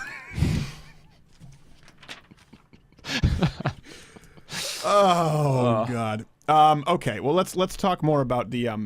This was a story that happened in the news that was pretty funny and completely unrelated to the Olympics. Bernie Sanders. Do you know about this one? I do know about this one. All right. What's going on with you? I remember when I passed this one along for the site. I remember I first saw the headline and I thought, this is rich. All right. Well, I've got it here on my screen. We have it up at louderwithcrowder.com. Bernie Sanders just ended his campaign for socialism. For democratic socialism! To buy his third home. He celebrated in style. Buying a $600,000 lakefront property. Here's the deal. I have nothing against. I know people are going to say, why do you care if you're a Republican, if you're a capitalist? I don't. I really don't care if someone wants to buy a third home. I don't care if someone wants to. A $600,000 house at his age is not that extravagant. Although I know the exact place where he bought his home on Lake Champlain because I was raised in Montreal. I used to go there all the time. First off, it's very suspicious that he gets a 500 feet of lakefront property for $600,000, and it's his third home, half hour away from his house. There's nothing wrong with it except for the fact that Bernie Sanders has never made an honest dollar. He's never lived any other way outside of suckling off the government teat. And there are so many questions. Did he pay cash? If he was running for president out of the goodness of his own heart, was he taking any money? In fairness, I heard that he started a Kickstarter afterwards to raise awareness for social justice issues. $600,000 and to furnish the place. To furnish the place. It's one of those things you just can't write it. I get it. It's not just about hypocrisy. This is about a guy who is worth millions of dollars, and none of these people live what they believe, and that's fine. Just don't tell us that you need to legislate it for us. That's the issue. A $600,000, 20 minutes from your house. That's not a vacation home. Your relatives can still find you. Up next, Ben Shapiro making his case for why not Trump. Stay tuned. Be good.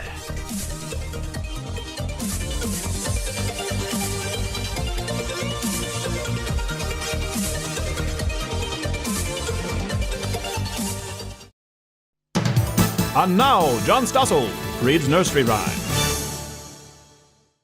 Jack be nimble, Jack be quick. Jack jumped over the candlestick. To hear the media tell it, Jack called Halliburton and gave all the money to his rich friends. Stay tuned for more John Stossel.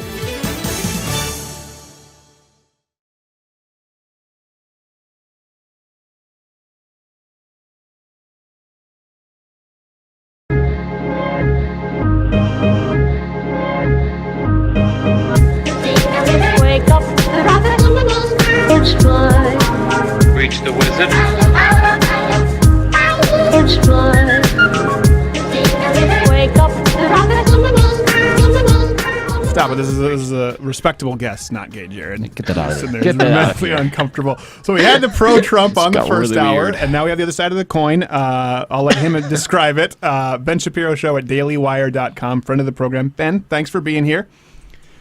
Well, yeah, thanks for having me. Just the image of you dancing to that is disturbing enough that it will take me a while to get that out of my mind, unfortunately. It's by design. It's by design, and he doesn't even know that we often don't wear pants in the studio. That was unnecessary as well. It's a policy. It's a policy we have here. What is your description? How do you feel about Donald Trump?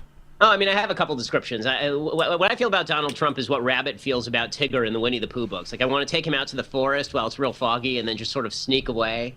And then he's just lost in the fog somewhere. Was that in and the he Pooh doesn't make his movie way that I home. missed? Yeah, you're missing all the cool movies. You're missing, the hardcore R-rated Winnie the Pooh movies. But Yes. yeah, when you have small kids, your frame of reference tends to shift dramatically.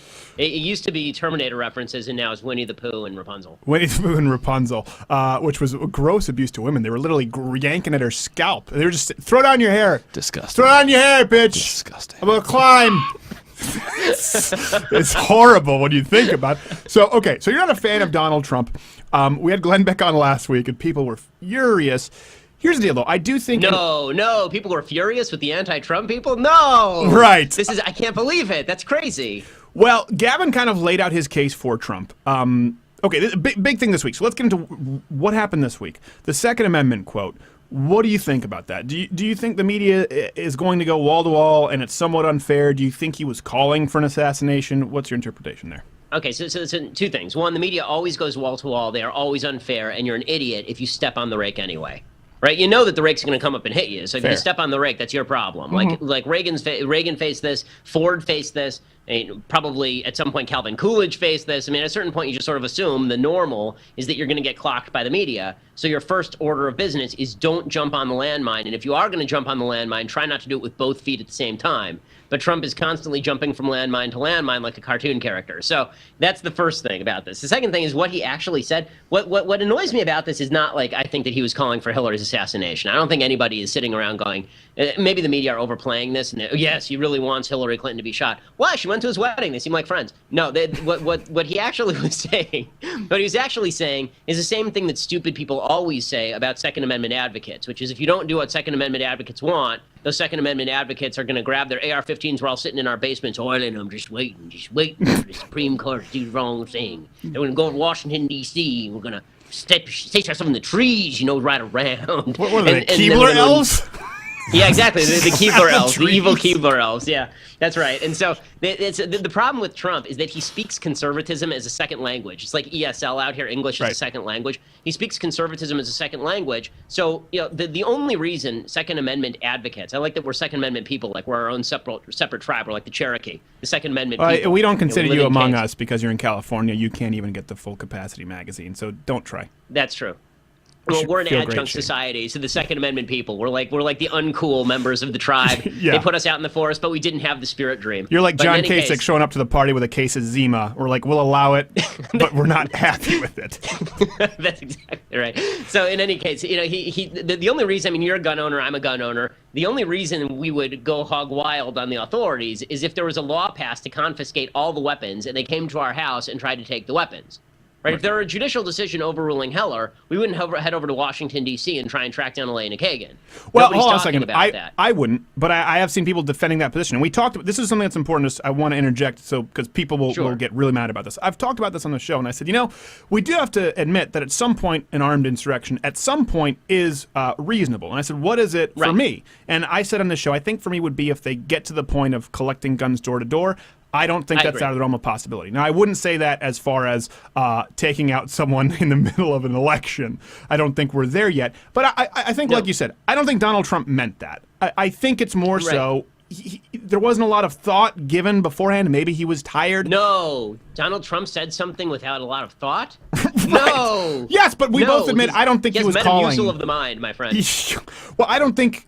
Again, there are a lot of things I don't like about him, but when I turned to Jared, I said, as soon as he said that, I said, this could be the nail in the coffin politically. I said, I don't think that's what he meant, but I certainly can see how doesn't matter, though. Doesn't matter at that point. Well, right. How it's perceived, and the big problem that Trump has is people think he's crazy. I mean, this is what the polls show, is that people think he's a nut job. And the way that you underscore that you're not a nut job is by not saying things like this, regardless of whether you meant it or not, or whether it was a joke or not. And he knows they're out to get him anyway. But I'm with you. I mean, as far as armed insurrection, they come door to door. That's a different thing than the Supreme Court saying that Heller no longer applies, because even if you overrule Heller, just legally speaking, you would then have to pass a federal law to confiscate all the weapons, or a state law. And by the way, I don't think that Greg Abbott and his Texas Air National Guard armed with nuclear weapons is going to sit around while the federal government comes in and tries to take everybody's gun in the state of Texas. I really don't think that's how these things go. No. Well, I think it would be a civil war at that point, but like you said, I think there'd be a lot more than just people with their firearms. I also would take it one step further. People saying, you think you with your AR are going to you're going to give a fight to the government with drones? Yes, absolutely. I really do. But what are they going to do? Destroy all their resources and nuke the whole country? At some point, they have to go into houses, and it's a lot harder to. I mean, look at Iraq. These people have firecrackers. The same people on the left who are constantly saying, well, we got run out of Vietnam by these people with primitive resources say, well, when you have a country of 300 million guns with 100 million gun owners, and they're all American citizens, yeah, no, they're totally going to get wiped out by the government. No, they wouldn't. But, the fact that we even have to think along these lines, obviously, is very frightening. And that, I think, is what Trump should have said. I mean, if Trump wanted to say something intelligent, non-Trumpian, then what he should have said is, if you have a candidate like Hillary Clinton who has endorsed Australian gun confiscation, that's a very dangerous precedent that you're setting, because there are gun owners in this country who legally own their arms, and they own them for a reason, because the Second Amendment is designed to preserve the Second Amendment. That's what it's for. Sure. And so if she actually tried to implement something like that, things would get very ugly in this country very quickly. But instead, he sort of implied that if there was a judicial decision, then people would sort of take her out or take the Supreme Court out. Is it a serious thing? No. But, and again, I find it ridiculous that the left is making a huge deal out of this when in 2009 you have Barack Obama openly joking about auditing people with the IRS, and his IRS was actively auditing conservative groups at the time and trying to shut them down, and the media were like, oh, no big deal. Yeah, I think you're right. Let me ask you this. I've said this while we're on the subject. I have never even come close to touching a conspiracy theory. I've talked about this with Gavin, except for the Clinton body count. I find it fascinating. I think when you take it all together, do you entertain that idea? You're like, yeah, I can see something having happened there. No, I think, first of all, typically, here's the thing about assassinations. Typically, if somebody gets assassinated, everybody knows about it. Like, really, secret assassinations are extraordinarily rare. Right? When somebody gets assassinated, it's because a president gets hit with a bullet in front of everyone in the city of Dallas. Right? Or Leon Trotsky takes one in the eyeball from an ice pick. The whole point of an assassination is to convey to people that if you cross us, we're going to murder you. Right. The point of the assassination is not we're going to secretly slip, like, it's not an Agatha Christie mystery. It's not like, okay, we're going to slip the hemlock in his coffee, and then he's just going to have something that looks like a heart attack, but is it really a heart attack? Like, that's not typically how assassinations are done. If you're going to assassinate somebody, you do it like Putin does, right? You slip polonium in their drink, and then they die irradiating everyone around them for 30 miles.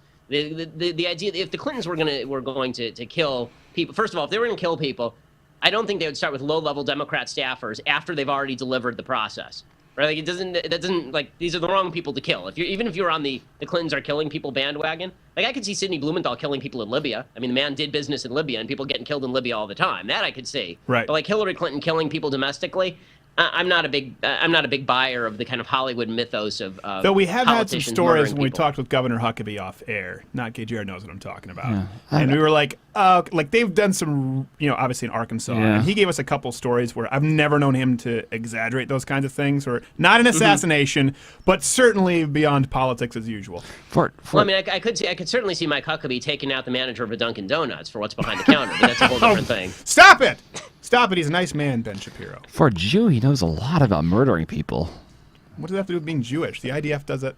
Well, first of all, not Gay Jared, I would like to thank you for saying that Jews don't know a lot about murdering people, considering the long and inglorious history of accusations against my people. So Exactly. thank you for that. He's giving you the benefit of the doubt. That's what I'm here for. It's reverse anti-Semitism. I appreciate it. Thank you. That's kind of you. This took a weird turn. Okay, so talking about this. It always does. I mean, come on. Yes, it always does. Well, we had Gavin on, and people, I will say this. I've talked about this. It's one where I've been honest. I genuinely don't know. I go back and forth. I'm like, God, the Supreme Court. I understand it. We've talked about this last time. And I think a lot of people have a perception of you that you toss all the Trump voters in the same lot. Whereas there are a lot of Trump voters we both agreed. Like, I understand them saying he's better than Hillary. I can also understand 100%. people saying long term it could be worse. And when I think about the Supreme Court, do you ever have those nights where you're like, gosh, with the Supreme Court, I'm going to have to pull the lever for Trump? Of course. Yeah. I mean, pretty much every morning I wake up thinking, am I making the right call here? And I have to do the calibration and recalculation all over again. Yeah. The problem with a risk calculation like this is it's an actual risk calculation. There are risks and there are rewards. And what I'm getting on both sides, and this is what irritates me, is there's this sense of kind of surety. There's this sense of just assurance that what I'm doing is 100% the right thing. It's an easy call, right? You get from a lot of the Trump supporters. It's an easy call. Of course you vote for Hillary. Of course you vote for Trump to stop Hillary. Of course you do that. And then I get from a lot of the never Trump people, well, he's totally unqualified for office. Of course you can't vote for him. And where I fall is on both of those sides. I totally get voting for Trump over Hillary. I totally get that Trump is unqualified. The reason that I personally have no plans to vote for Donald Trump is because what I've watched, and I think it's happening in real time, is people who I respect, people who are good conservatives, now twisting and contorting themselves to cover for Donald Trump's lies. And that has an impact right now and down the road. Donald Trump is pulling 9% among people under the age of 30. An entire generation of Americans are, he's now running fourth in polls among people who are under the age of 30. Yeah. You're taking an entire generation of Americans and you're telling them that they're wrong about not just conservatism, they're wrong about everything. And you're expecting that to bear dividends next time around? Like, here's the question that I ask a lot of Trump supporters who are ardent Trump supporters, because I do separate them into two categories. Well, like we had Gavin on, and Gavin gave some ground, just like you're giving some ground here. It's really hard to find guests like this on the Trump issue. It really is. Yeah. I mean, I think that there's two groups of Trump people. There's hold your nose and vote Trump. I get it. And then there are the ardent, Trump is going to save the world, Trump's great, he's really conservative, he's the most conservative ever, he's the great god, or the orange god king, and then this whole shtick. And those people I have no truck with. I mean, that, like, really, that's you're either stupid or you're deceiving yourself, because it's obvious that he's not conservative. If you can acknowledge his flaws and then say, okay, but he's better than Hillary, I understand the argument. I think that you may be discounting the long-term damage of supporting this guy because you're failing to understand what happens if he loses by 10. Like, this is the question nobody on the Trump train wants to answer. What happens if he loses? What comes next? I was talking with Gavin about this, just from a purely strategic standpoint. Donald Trump's main thing in the primaries were polls, and everyone's saying, no, he's a media guy. He gets it, right? And a lot of people cited Andrew Breitbart because he talked about culture being upstream from politics. I agree. So they were saying, look at the polls, and he's the one who gets media. They're not going to be able to catch him. Well, today, the polls are rigged and the media is rigged. His two biggest selling points are gone, and nobody talks about that on the Trump thing. From a strategic standpoint, I just don't. I don't see it getting better, and I don't see him addressing it. I think he's going to get clobbered. I think he's going to get clobbered because he has no capacity to stay on message. And he would make it, I've been saying for a long time, if all Trump did after the convention was just get up there every day and say Hillary, Hillary, Hillary from then until the election, it makes it very difficult for people like me who think that Trump is a real blot on conservatism not to come around to, okay, we at least have to vote for him because he's not Hillary, right? That's his strongest pitch, and even he acknowledges that. Right. But unfortunately, he's not making that pitch. He's making, the pitch against Ted Cruz and John Kasich for no reason. Well, everyone makes a case against John Kasich, and with good reason. Well, that's true, too. Yeah, that guy's awful. I brought Zima, you guys. Get out, John Kasich. We will be back with more Ben Shapiro. Ben Shapiro Show on DailyWire.com. Stay tuned and hold the anti-Semitic remarks. Send them to Not Gay Jared. He's the one who's earned them tonight.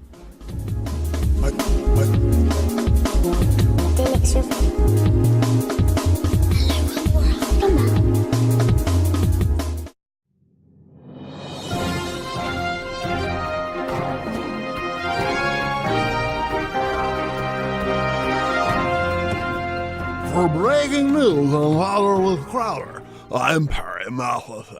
We take you now live to a Donald Trump rally where he is giving an impromptu speech on the 2016 Rio Olympics. Okay, listen, we're doing okay in the Olympic Games, okay? We're great, we're the best. But we could be doing better, right? We could be doing better. For example, okay, when I'm president with the Olympic Games, all right, no more Chinese divers, okay? We're gonna get killed. We're gonna get killed by the China and the diving and all the Chinese. Okay? They're taking. Let me tell you, folks. Okay? They have won every single medal.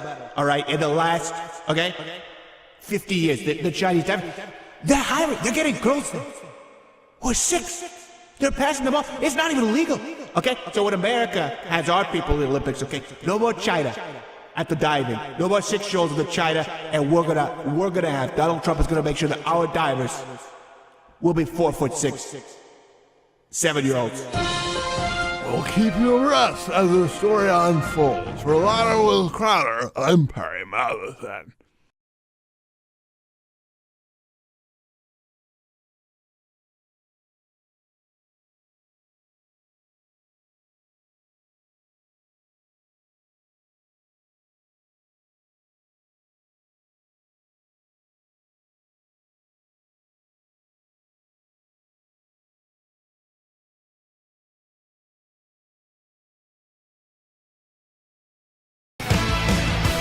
Glad to be back. I don't know where that dancing took a weird direction. It always does. Ben Shapiro Show at DailyWire.com. Thank you for staying, sir.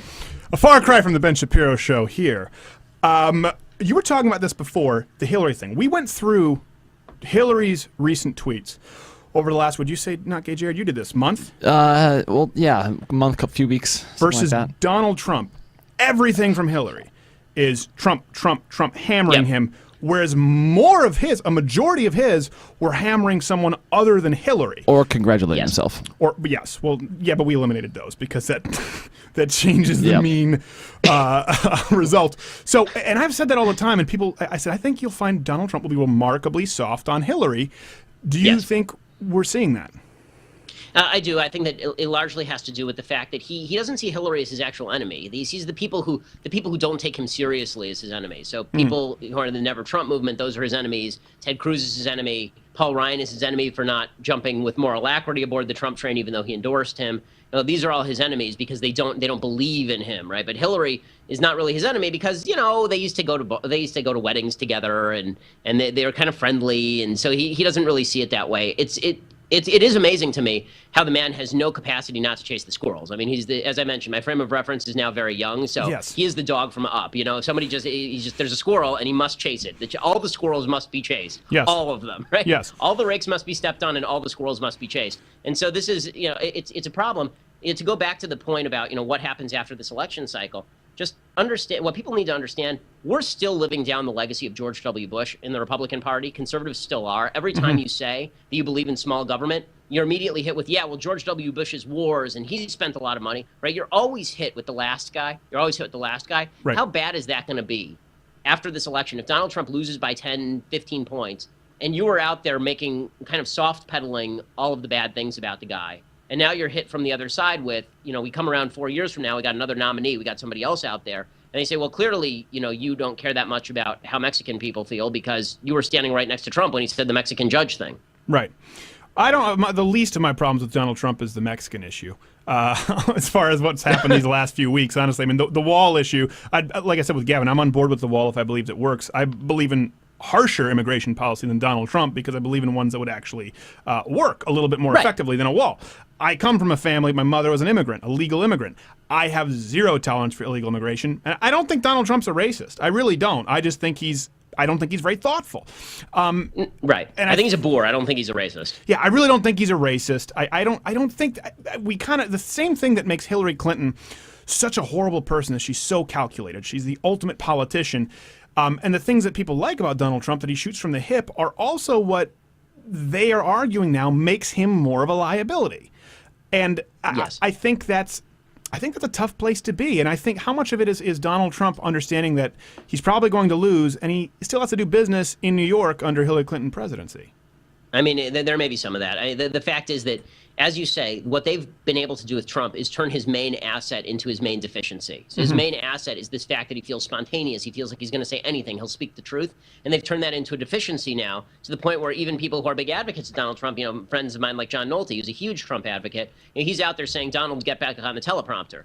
Well, obviously, you put Donald Trump on the teleprompter, and you've taken away his main skill set, which is not being on the teleprompter. So he's boxed himself in at this point, and he was boxed in so quickly. That's what's astonishing. It's like he didn't even see it coming, and we all saw it coming, right? Even those of us who wanted Trump to win, we all knew that the media was going to shift on him on a dime as soon as the conventions were over, and he had better get his house in order. Well, there's nothing new. The media is incredibly unfair and biased. It's just they've never had as easy of a job at doing this as they have now. I mean, Mitt Romney. And by the way, I think this is an important thing, by the way, what you're saying, because I think that what's happening now is that the anti-media argument, which has been kind of a staple of the Republican conservative repertoire, right, where we all say the media is biased, and it's valid. True. Yeah. And it's totally true. It's totally true, and it's one of the reasons we got Trump, because they tried to knock out Mitt Romney, who's legitimately one of the most classy people ever to run for president, whatever you think of him. They tried to paint him as a nut job. Who is forcibly cutting the hair of gay kids, and he's a racist, and he hates women, and all that. He puts you all back in chains. To Mitt Romney,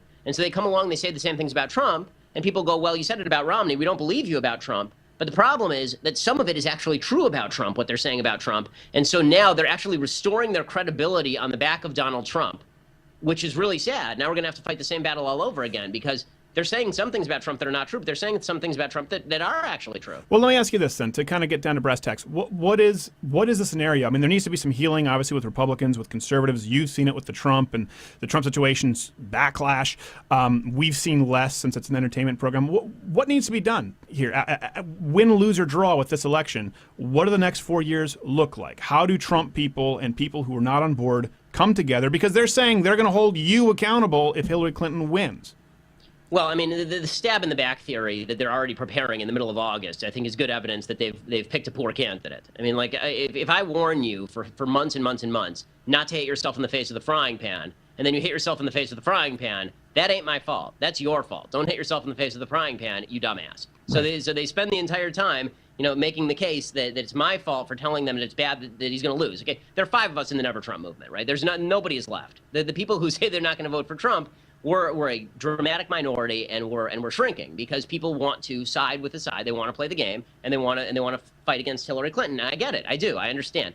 We need to look beyond this election cycle to actually build a movement, because what the conservative movement always does is we sort of forget about things for 3 years, and then the year before the election we get all ramped up, and this is going to be the guy who saves us all. We don't do any of the hard on-the-ground data work, going out and mining young people, getting them in our database, getting them in a system where we work with them every day, not just politically, but in helping them get jobs and in ensuring that they're integrated into a capitalist system where they know our faces, where it's, we're not a bunch of random people. That's the stuff that we need to do after the election. I do think that these wounds heal more easily than we think they do. We always think that these wounds are brutal, and like Pat Buchanan versus George H.W. Bush was brutal. Ronald Reagan versus George H.W. Bush was brutal. These things are always brutal. But I think that after this election happens, particularly if Trump loses by a large margin, if he loses by 5 votes, and there are 5 Never Trumpers, it's going to get really ugly. Yes, if he loses by... We have to go to a break. We have to let you go, Ben. You should know about these things. We do have to go, but that's actually interesting. It's thinking about it, and I never thought of this. McCain-Santorum was probably the most remarkably soft primary we've had in recent years. Yes. Ben Shapiro, The Ben Shapiro Show at dailywire.com. If you change that dial, well, you can if you're listening online. What am I talking about? Stay tuned. It's your only choice.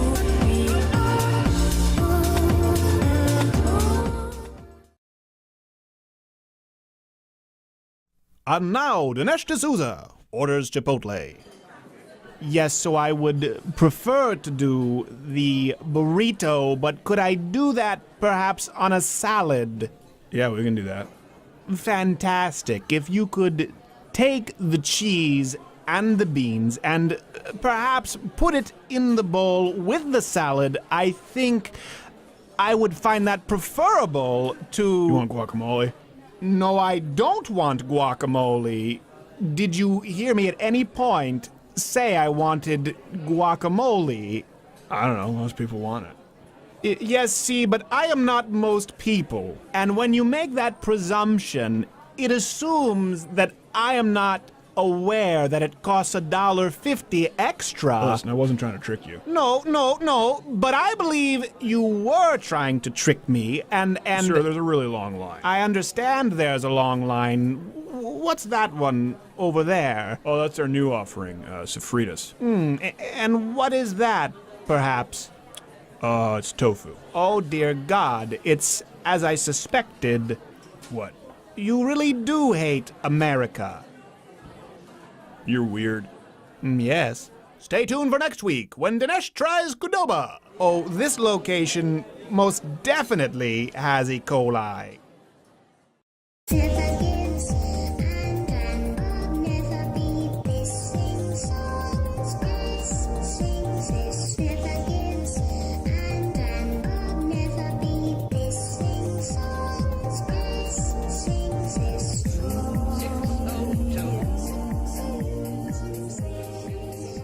Glad to be back. Third hour, I'm a beautiful butterfly right now. I just broke out of my cocoon is what that I just dance mouthed was. watermelon to that one because I have no idea what the hell the lyrics are. I don't think anybody has any lyrics. That's the point. It's abstract art. The best. So, thanks to Ben Shapiro. A couple of notes. It's amazing if you look at on Twitter. We've had Gavin on. We had Ben Shapiro on tonight in 100% equal time. And the Trump people are furious that Ben was even on and saying we must be getting pro-Hillary money. Listen, let me be as clear as possible. Are you? Because I haven't we seen haven't my seen cut. a single time. This is the problem with these sort of new, I guess nationalist, right-wing, whatever they want to call themselves. They have about as much of an understanding of economics as many of them come from the Bernie supporters. That's what we've seen through analytics. Trump or Bernie they're almost the same factions online. And I don't know what I'll do with. I will never. Oh, sorry. Hold on. Jared, what's Hey. up, brother? Hey, so Vegas trip. Let's do it. I'm booking it right now. I literally have the flight, everything, except I'm trying to get the seats. Are you a aisle or window guy? Or you just want to sit in the middle? You can kind of get that anytime. Oh, hold up. This is not a good time for this right now. Dean, we talked about this. I am excited for the trip. I can't wait. But I just pick. Window or aisle? It's getting more expensive. Just pick one. Dean, we got to go. I gotta go. I'm putting you in the middle. I'll put you in the middle. Please don't. Please, Dean. I'll call you back. Okay, call you In the back. middle. No, Jared, no. Why? I just we scheduled him as a guest. We talked about it. I don't want to be in the middle. All right. He does that every time. I don't want to sour anything. He because knows I still don't like I know. the middle. I know. We'll talk about it after the show. What I was talking about with the Bernie, either Bernie or Trump people, a lot of the time, they seem to think if you're successful, some money must come from somewhere. It must come from. Listen, we don't receive any money from the Saudis, from the Ted Cruz campaign. It's unreal. It really is. And there's not much more you can. You know where I line up. I defend Trump where I can on issues, and I try and be fair on issues where I think he's wrong. I will never, ever, ever vote for Hillary Clinton. It will never happen. And I think if you feel that you should vote for Trump, you should vote for Trump. If you feel that you need to stop the Hillary train wreck, absolutely. And I think that's probably a good choice. If you're out there and you're saying, I don't know that I can do it, and this is the first time it's happened. A lot of people who couldn't stand Romney, who couldn't stand McCain, said, I can't. I don't know that I want to do it, but I can do it. If they're feeling that way with Trump, I don't know that I can do it. I understand that. I understand that too. I honestly, I try and be honest with the audience about this. I don't know. It's one of those things. It's tough. I just know I can't stand Hillary. I sound flaky, but I honestly think I change my mind just about every day. I go back and It forth. is something. It's an honest. If people are being honest with this conversation, it is hard, and it makes it hard to defend certain issues sometimes of conservatism. Like the Second Amendment. That we had a big video for this week, and it'll be next week. It's just going to be an uphill battle when this stuff happens. That I don't have time to fight because I go, oh, hold on, this isn't what I meant. Anyway, you want to talk about suicide? A lot of people were asking about Suicide Squad. You saw it. I didn't because I wanted you to waste your money. Good news, I did. Good news, I did. I mean, I had a comfy seat, and you've been hyping this up for a long time, and I've always said it looks like crap. I was excited because they put it out there like it was gonna be the DC Deadpool, right? Mm-hmm. And it was not. It was just a festering pile of crap that featured Batman and Harley Quinn's ass. Is that pretty much what it was? That was pretty much like, hey, how about some plot? Maybe some character development, maybe a good villain. No. Nah. Why? No, we got Batman. Harley Quinn's ass. We got to cover. So there's nothing we'll just good. Build a film around that. Nothing good Joker sucked. It was weird. He was like this. He was like transsexual Jared Leto. It was transsexual James Cagney. But with the makeup and stuff, it was terrible. Yeah. Well, there you go. By the way, with the save your money. The rumors. No. # never daily. We are never ever going daily. And it's not like if we were to ever go daily, we would not do weekly film reviews. No. Stop with the horrible, nasty rumors. # never daily. # never ever daily. It's not polite. I don't know where people get this idea. It's mean. But I appreciate the Suicide Squad film review. I'll need to see these in the future so we can actually give a point, counterpoint. After the break, we're going to have Courtney Kirchoff on talking about sexism in the Olympics. You know what? A couple. How much time do we have here? Let me pull up the old clock there. Oh, okay, we got 6.5. All right, good, because I want to know how much time I have. Molly Obama got caught smoking pot, I guess, at Lollapalooza and twerking all this stuff. Listen, I care about as much as I am surprised. Am I surprised? No, I'm not. Do I think it's a national story? No, I don't. But I understand people getting upset because it's always nice to see somebody else stumble and point out hypocrisy. Do I think Barack Obama's a great father? Probably not. Do I think Molly is a great kid? Probably not. And people saying all kids do it. No, statistically they don't. Statistically, most kids don't go twerking at Lollapalooza and smoke pot. Doesn't mean they're a bad kid, but it's an indicator. Talking about Kayla Harrison earlier. Let me give you an example. Kayla Harrison, sexually abused, talked about it on the show, goes out to youth groups, to churches as a testimony, talks to kids about getting out of that, making the right decisions, telling the right people.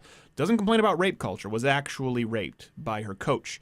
Has written about it extensively, had to pick up, move across the country, would have every excuse to be a loser. Won 2 Olympic gold medals and is an unbelievable representative of this country. Did it very young, her first gold medal. I think she probably has a really good mom. I don't know that she had her dad with her. I'm not entirely sure. I forget about that. But I would say that parent did a good job. A better job than the Obamas, yes. I would say if you look at her trajectory, a better kid than Molly, and there's nothing wrong with saying that. I think Molly Obama is probably a little confused, probably a little mixed up, probably a little bit entitled. Absolutely. And I don't think Barack Obama, Michelle Obama are the best parents. I think they're horrible. No, but it's perfectly fair for you to say that. You don't need to be guilted by having an opinion on that. So it's just unreal the way this unfolded over there on Twitter. Something else I wanted to talk about. Well, this little kid, I really do, hopefully, I was talking to my dad about this. Hopefully that kid, Korryn Gaines' kid, someone is out there to adopt this kid or foster him and teach him properly. Which brings me, I get a lot of emails about this sort of idea of masculinity. And that kid's going to be confused. And I realized this, I was watching this Bachelor in Paradise show that happened to be on TV. And the problem is there's an absolute douche who does curls and takes some steroids and has never done a squat in his life and intimidates everyone. And people talk, he's the alpha male and what a jerk he is, and he's drunk and he has nothing else in his life aside from his pecs. And then it's these other men who are terrified of him, right? So it's this alpha beta. And a lot of kids are growing up and they don't realize you don't have to be a douchey bodybuilder or a subservient, weak little man. And these terms that are thrown around, cuck, alpha, usually by frauds. I mean, there's just people are trying to peddle masculinity now, whether it's pickup culture, whether it's testosterone optimization, whether it's, how to be alpha and it's a constant thing. Let me just lay this out for you. And I hope this kid gets a dad, if there's someone out there who would have it on their heart to either adopt him or foster him. My dad taught me this. You can be a strong man physically, emotionally, spiritually, intellectually, and not be an ass and not be a bully. And all great men throughout history have been that way. They were complete, well-rounded men. Think about every man who you really respect, either personally or as a historical or public figure. If you think about it, picture them in your head right now, okay? Let me tell you why you respect them. 9 times out of 10. Was it because they learned postures or took the right supplements or had the right veins in their biceps? No. Was it because they read the right books or had a college degree? Probably not. Every single one of you, if you're picturing this person in your head right now, it's probably a person who was honest, hardworking, accountable, principled, and you believe that they were authentic. In nearly every case. If you're thinking about your dad, if you're thinking about your grandfather, if you're thinking about your uncle who started a business, if you're thinking about a George Washington. Now, of course, everybody is flawed. If you're thinking about people who really love Chris Pratt or people who really love Mike Rowe, whoever it is out there, if you look, people gravitate toward. It's nothing to do with the gimmicks or because they made a load of cash. When I talk about men, about raising a young boy into being a man, and hopefully someone out there can help that kid, Korryn Gaines' child, because it's gross child abuse. There are men out there who are nerdy, who lead their families to absolute success, and they have great kids who go on to create other great families. There are men out there who are not very bright, who may be a little more brawny, who protect and serve this country. The thing is, all of these men who you respect with this idea of masculinity, it doesn't need to be so confused. It's not one or the other. It's about being a stand-up person, and you don't have to be a dick. You don't. And that's the problem right now. That's what's being sold is meathead jock. If you watch the reality shows, they're always dumb, they're always drunk, they're always abusive. Or the guy, usually they're gay in these reality shows. They're blatantly homosexual and they're just on there to try and pad their acting resume. And they're terrified. They're terrified of these other men. And so you have a generation of boys. And this is important to the women too, if you have boys or you want to find real men. Courtney has talked about this. It's very hard to find men. You have a generation of boys who think, well, I'm not going to be a bully. I'm not going to be a jerk. I'm not going to be a jock. So I'm going to completely eliminate that portion, which is important for my life. Physical strain, the strenuous life, and just become a very one-dimensional person and consider myself a bookworm. And I'll be sensitive and I'll cry at everything. Or you have a guy who says, well, I'm naturally athletic. I'm going to bully people. And I'm going to say it's alpha male. And I'm gonna sell fairy dust powder and tell people it'll raise their testosterone.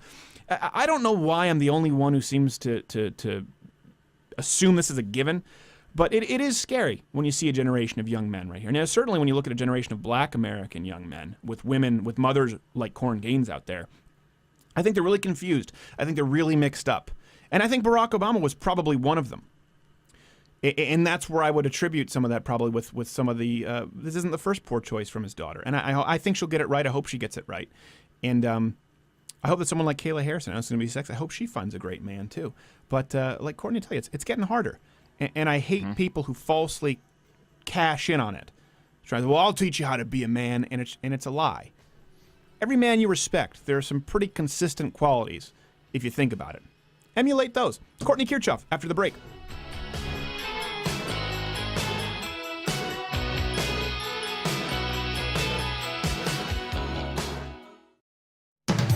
And now, John Stossel buys produce. Well, some people would buy organic, but we know they still use pesticides, even though they claim they don't. I have a coupon for asparagus, but I prefer Brussels sprouts. Maybe I should abandon vegetables altogether and just buy fruit. Give me a break. Stay tuned for more John Stossel.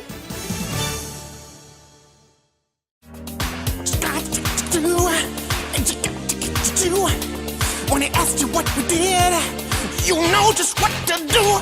You're dead, you're dead. You never tell your dad. You're dead, you're dead. We mustn't tell your dad. You're dead, you're dead. Don't tell him about our bed. Keep Neverland Ranch a secret, so you never ever ever tell your dad.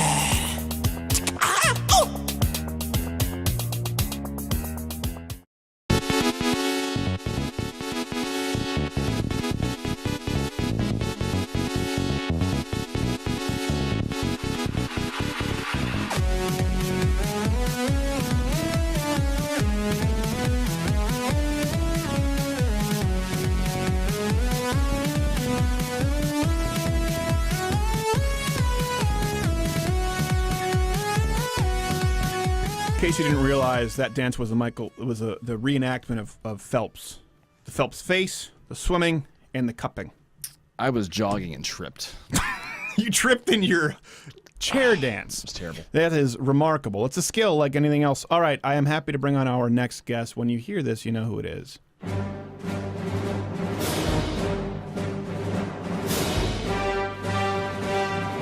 Talking about sexism in the Olympics, and everyone is complaining about this week. Hint, I think she might disagree. Courtney Kirchoff at Courtney Scoffs is with us. Thank you, sweetheart. Well, no problem, honey buns. Oh, geez. We don't have an HR. And that was the end of the segment. That's the end of the segment. Look, you got some sun. Yeah. Yeah. Good for you. The sun is out here. We get sun in the Pacific Northwest. Don't tell people where you are. So we were talking about... Hey, no, Sasquatch. I know, Sasquatch. So, big uproar this week about the Olympics, and you wrote about this. HuffPo, they were complaining that everything is sexist. CNN did? CNN. Yeah. Gosh, it's permeating everything.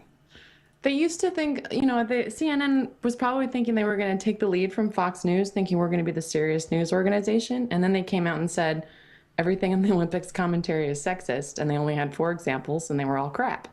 Yes. So, and I read about these examples. Sorry, CNN. Well, I read about these examples. And There's a spot open for HuffPo, though. If they want to be the serious news organization, Ariana Huffington is leaving. So, Yeah. Well, I don't think any of them are particularly serious anymore. We have Fox News, CNN, MSNBC, Al Jazeera. I don't know.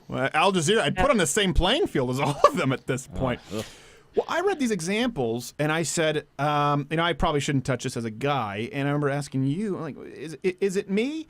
And you were like, no, not at all. So do you have the examples for people who don't know? This was CNN, all these sites complaining about sexism at the Olympics. Front page everywhere.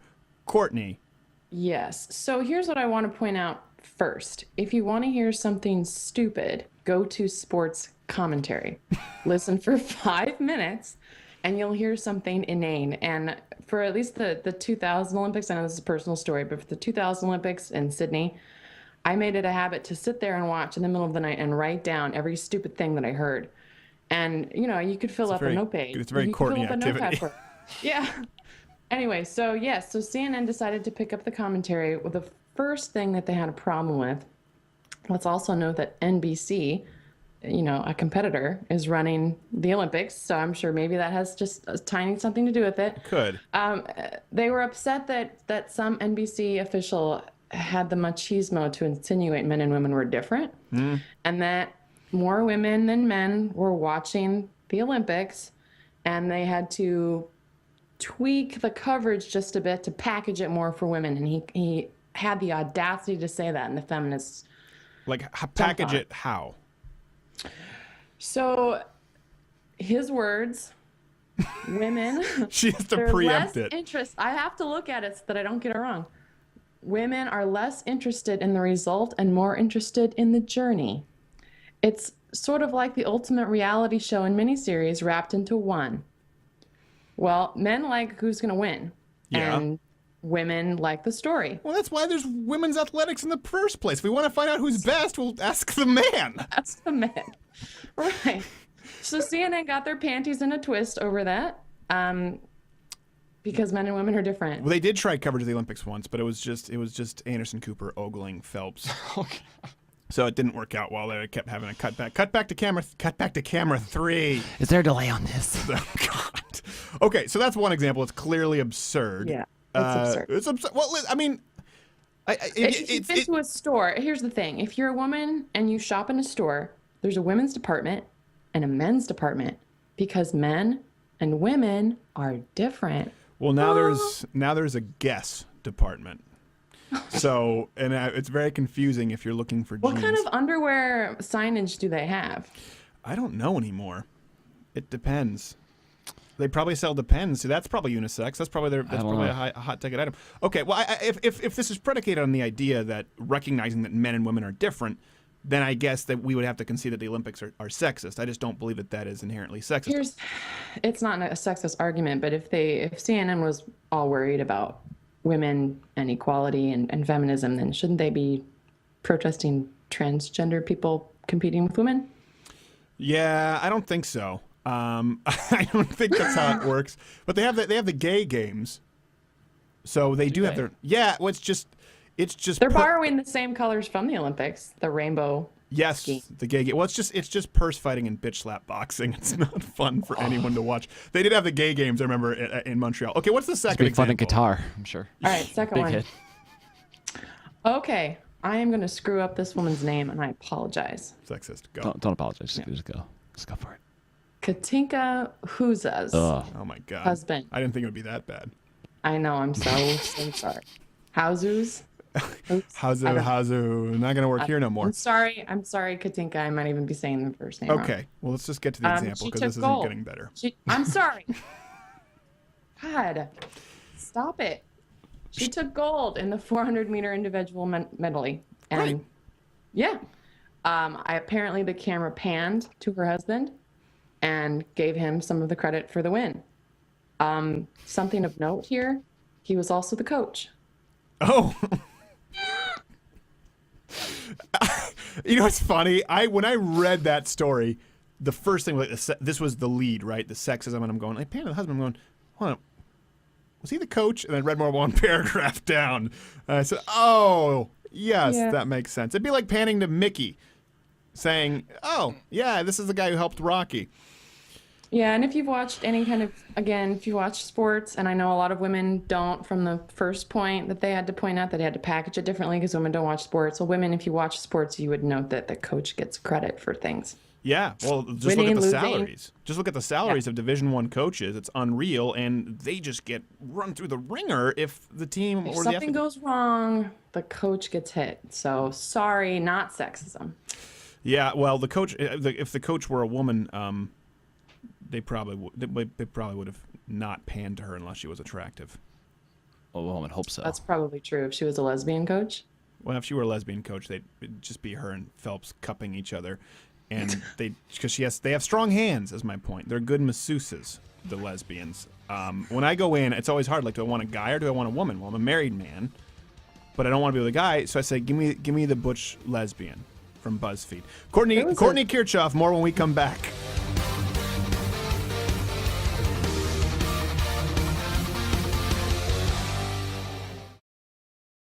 Welcome back to our live coverage of the 2016 Olympic Games from Rio de Janeiro, Brazil. Don't drink the water, but drink in the women.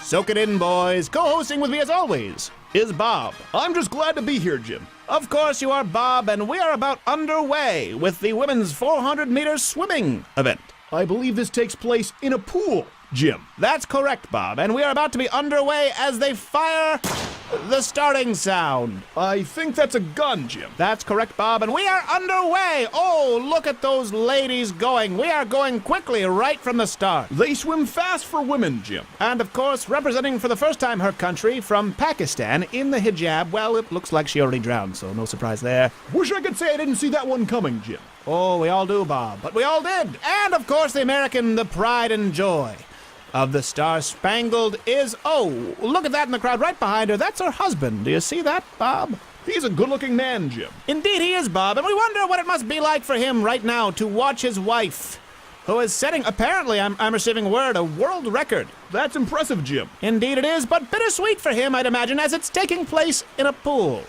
and not the kitchen. Conflicting emotions, Jim. Oh, I'm now receiving word that the American did set the world record and will win the gold medal. Hey, Bob, do you think you could go down there and get an interview with that husband? I believe I can, Jim. Sort of get a whole man behind the woman thing.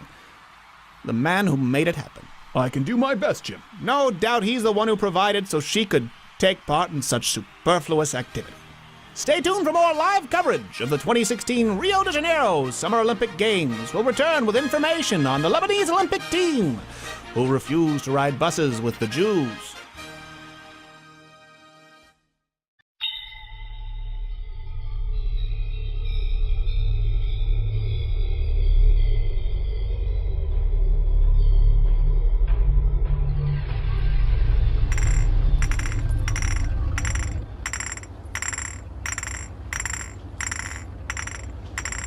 louder. Go every day. Crowder. Go every day. Louder with Crowder. Go every day. Louder with Crowder. Go every day. Never daily. So stop asking on Twitter at @sCrowder and at @NotGayJared.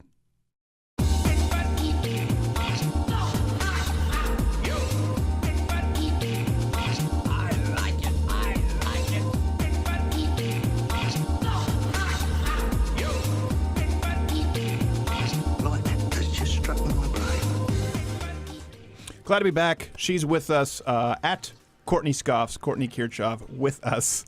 Sorry, there were a few commercials there that you had to wade through. Those were great. Phil, thank you. We have some tweets. People saying bring up some nerd. We'll get back to the other thing because this isn't a long segment. People saying bring up the nerd stuff with it's just as important as her being a woman. So you liked Suicide Squad. I didn't see Suicide Squad. I liked Batman v Superman. Oh, that's I was waiting for it to be crappy, and it never got crappy. What? So my expectations were really low going in. I didn't go and see it in the movie theater because there were so many mixed reviews. So like finally, I read a major spoiler online. Like, dang it. So then I finally decided to watch it. I got it from iTunes. Wait, if you didn't go to it, it's not available on iTunes yet. Yeah, Batman vs Superman. Yeah.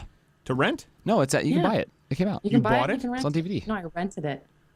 I'm not paying $20 Red for box a that bad boy. Who buys an Anyway, anyways, you're wrong. So give me the third example from the Olympics, the sexism, and then we'll get a review on Suicide Squad from you to see if you I've like. not seen Suicide Squad. You're not going to? No, I haven't seen it, and I don't plan on seeing it. You don't want to see? I'll see Justice League, but I'm not. Oh, I get it because of Wonder Woman. No, Henry Cavill's back in. Oh, that's right, Henry Cavill. I forgot about that. Call me Henry. Find me. Yeah. At Courtney's I've heard that he is maybe of the other persuasion. So, Courtney, please, you wish. What's the third example from the Olympics of sexism? The Chicago Tribune tweeted a thing. This is important because it's in Chicago. Okay, that's right. Key here. Chicago said they sent a tweet. Wife of Bears lineman wins a bronze medal today in Rio Olympics. Okay. Okay. I've got a tweet here from another last name I'm going to butcher, so I'm not even going to use it. I'm going to call her Ashley Quesadilla. Okay. That's not her last name. Said, what does it matter tonight after all the racism? Go ahead. Wow, Chicago Tribune, it's good thing she's married to a Bears lineman. Otherwise, you might not have cared. Now, nobody knows who this woman is. I don't it's the know Olympics. These are sports that people only care about every 4 years. so people aren't aware of who these athletes are. I'm sorry, okay? We were at a wedding recently, and there was a girl who was like the best shot putter in the United States. And everyone had to tell you because that's the best shot putter in the country. Oh, and I went on with my tiramisu. Yeah, you don't care. I'm sorry. Yeah. Okay. So her name is Korryn Gaines, as I think. I don't hear any of these people's names to pronounce. I'm sorry if I'm butchering them. That's fine. Don't spend so much time on the names because It doesn't matter because here's the thing. Are there some examples where reporters refer to someone as the significant other of someone else? Yes, but only because that other person is more famous. So nobody knows. They're trying to sell a newspaper. This is Chicago. They reference the lineman because they're trying to sell the story. Nobody knows who she is. It's like every time Jennifer Aniston and Justin Theroux, they're always like, whatever. Who knows who he is? So they have to say, oh, it's Jennifer Aniston's before anyone Theroux, else. I think it's got X's in there. You should know how to pronounce that. It's not Theroux. It's Theroux. So okay, so that's the third example. I'm really hoping. What's the fourth one? Give me something where I can at least give them like, all right, that's a little bit penis privilege. Wait, was that the fourth? That was the third one. Was that the third one? No, that was the fourth one. That was the fourth. That was the fourth one. Here's the third one. I skipped one. I skipped one. No, well maybe it's better. Oh my gosh. Here we go. Yeah, you guys are gonna love this one. An NBC commentator referred to a group of gymnasts as looking like a bunch of girls at the mall. They're female. They're teenage girls in bright leotards, all hanging out as a gaggle. Yeah. I'm sorry. This is the scientific term. School of fish, gaggle of teenage girls. And in fairness, the Aldo bags in their hands would throw anybody off. Yes. So I don't know why they had those there. I don't think that's, as a woman, I don't think that's sexist. I think if a commentator had said that about the guys, they look like a bunch of jocks hanging around the locker room, would anyone have batted an eyelash? Well, what they say about, and it's not nearly as bad as what they say about the Chinese gymnasts, where they look like a bunch of kids at a bouncy hop. So it's almost complimentary if you think about it. Yeah. Good Lord. Yeah, just the Chinese diving team. It just looks like a bunch of tykes at Gymboree. Just a bunch of Orientals at Build-A-Bear. Here's the thing. If they said these kinds of things in the commentary, I think more people would watch. Like if they wanted to up their ratings a little bit, you need to say more outlandish things. Yeah, like the Best in Show. You ever watch the movie Best in Show? Yeah. Pretty funny. That's what the little Sherlock Holmes had in pipe. Hey, take a guess. How much do you think I could bench? Yeah, it is. It is unbelievably boring. And then there's this great athlete, Kayla Harrison, who was one of the first guests on the show, double gold in American judo. She's unbelievably, and we had her on the show. And there's no ego, and generally speaking, in most combat sports athletes, because she was on the show. She's like, well, yeah, I'm the best for my weight division for women, but of course, any competitive male would mop the floor with me. She didn't have any problem saying that. Right. And she's as good of a female athlete as ever walked the earth. You put her up with Serena, any of them, she is amazing. I don't know if you watched her highlight reel, but and she's a big girl too. She's a big girl, but this isn't like cheesy gordita, fat pride. She's like 6-pack, and she competes at 170. So she cuts to make 170, and she is she's very broad, very strong. And kick my butt. Yeah, I didn't see a lot of commentary. Why didn't NBC? They should have had, if they didn't want to be sexist, right? They want to talk about excellence. They should have had the cameras lined up, and that should have been broadcast, their main station, and they should have been promoting it and had the press row lined up for her because she was a huge story.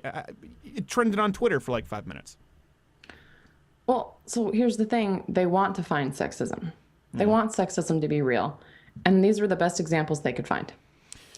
So what does that tell you? I mean, they're really reaching, looking, searching for sexism. They're so desperate for it to be true. And that, to me, is more telling, that they want it to be true so that they can continue using it as an excuse for why they suck. Well, I'm sorry. There is no glass ceiling that is keeping you down. If you're a woman and you're still down, maybe it's because you're a whiny little brat. Just work harder then, okay? Stop. Good Lord. Then we got the Moroccan boxers searching for sexism, minus theism. Oh, God. Yeah, a little. It happens all the time, Just so you know, Steven. Courtney, avoid the Moroccans if you can. It's a broad, sweeping generalization. Yes. Is it unfair? Yes. But it could just save you. Yeah, they're not really in my circle of friends. I don't know if that makes me a racist, but... Well, I love how everyone pointed to Morocco as this bastion of moderate Islam, and they're burning churches down and record numbers, and this, they're going to Rio and raping the women. It's a really, it's just... That's how you warm up for the Olympics. It's kind of like spring training. I've heard the Olympics are kind of known for a lot of that. Well, yes. You're putting a bunch of athletic... Yeah, athletic people. Good-looking people in a room together, in a whole place together, and... Yeah, you're taking a bunch of athletic people with perfect hormonal profiles, the perfect specimens, who are working out. Hormones are flying. They're absolutely anxious. They need to relieve the tension, and you're making them. And they never seen a mates. chick without a burqa before. It happens all the time. When they come to Morocco, it's like a kid in a candy store for them. They just, oh my gosh! You have to pay for this. Did you watch the women in the burqa at the beach volleyball? Have you seen those images, the videos? No, but I bet that's hilarious. Because beach volleyball is tough. I don't know how you would do it wearing all those layers. I guess you can argue that it's admirable that they can do it with. Admiral? Yeah, admirable. You got admiral on the mind, looking for a rear admiral of your own. Next Rump point. Ranger. Yeah. Well, think about it. When they put them in swim meets, it's like waterboarding. You just wearing a burqa and putting water over them. It Bush really, still gets blamed. I don't know how that works. I will say this. Have you noticed this, Courtney, with this? The Islamic, they do seem to be more radicalized than they were in our lifetimes because they've been acting up a lot at these Olympics. Kind of like they're at the kids' table, no parents are watching, only the kids' table is, all the people they're raping are the Jews they're beating Are they up. acting up because they want the attention for acting up? Because we keep pointing out that, there seems to be a problem with Islam here, but everyone else is like, no, it's not Islam. It's not Islam. And ISIS is over there going, hello, we're doing this to you. They put out a listicle on the brochure. A couple of weeks ago.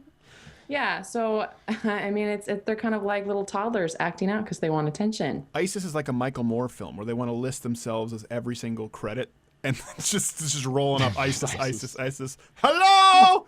Hello! They probably called up the Moroccan rapist boxer. We're like, listen, I know we haven't ducked before, but we could really use a hand. We need you to rape the women. No, Courtney. Look, see, she takes it too far. Look at this. I'm gonna dump This is why people say women can't be funny, because they don't know how they take it too far. It's like I when just you told a wrestle. rape You found the joke. line, Courtney. Congratulations. I told a rape joke and attempted an accent. I valiant effort on the accent. But it's like when women wrestle. You ever wrestle with like a sister? Because they don't do it with boys that often. Until like you wrestle with boys and they right away they gouge your eyes like Krav Maga. You're like, whoa! I don't usually wrestle with boys. You only had one brother, so where does the story come from? Well, listen, I've learned from the Moroccans. The thing is with Courtney, she did the same thing with jokes. Where we were joking, we were alluding, it was suggestion, and she goes right to rape. I'm disappointed in my employees tonight. I'm not going to lie. I'm going to fire myself. That's fair. You know what? Tonight, Not Gay Jared was on time. Everything's gone off without a hitch. And then the lady who I rely on to come in and pinch hit, the pumpkin I rely on to come in, she just blew everything out of the water with the rape gag. Should we start the show over? We can't restart the show over. The problem is with Courtney because it's because you mistook me saying that I liked Suicide Squad when I liked Batman v Superman. Well, I know. Get your research right. These are but minor details. Okay, listen. We had Gavin on. We had Ben on. You've gone back and forth. Do you know what you're doing in November? I have no idea what I'm doing in November, and it's the first time I don't know what I'm doing for an election. I go back and forth. I really do. I can see both arguments. Hillary Clinton is a train wreck, and I know that she's a train wreck, and I know that she's a horrible, horrible human being. And I don't know what I'm going to get from Trump, and that's where I am. Like, well, I know Hillary is horrible. I don't know for sure if Trump is horrible, and that is his best selling point. Then that scares me a little bit. Now, if you didn't vote for Trump, does that mean you would vote for Hillary, or is that just like bow out? I would just bow out. I would vote down ballot, but I don't know what I'm going to do. I really don't. You know, I think this is the only show where we've had a lot of people admit this. Because they either again, because of if there's any financial influences, or they feel as though they're beholden to an audience where they have to be 100% all in for Trump or never Trump. I've talked to a lot of people, including some people who That's almost all of my friends. They either they don't know or... Well, you and I know this, too. Some of the most pro-Trump people out there publicly who we've talked with behind the scenes who are like, I have to kind of go with this. A lot of people aren't sure yet. I have a few friends who know that I'm into politics, and they've asked, like, what are you going to do? What's going on? Like, I had a friend text me know. just tonight asking the same thing. Just Yeah. tonight. Dean? No, well, yeah, I got to get back with him later, too, but no. It's tweet us at @๊kraʊdər or at Courtney Scoffs what you think. I understand. Listen, everyone here agrees that Hillary is an absolute horrible human being, and you should never vote for Hillary. And I would never tell someone. Well, I shouldn't tell you how to vote, but I would say I don't see any justifiable way to vote for Hillary.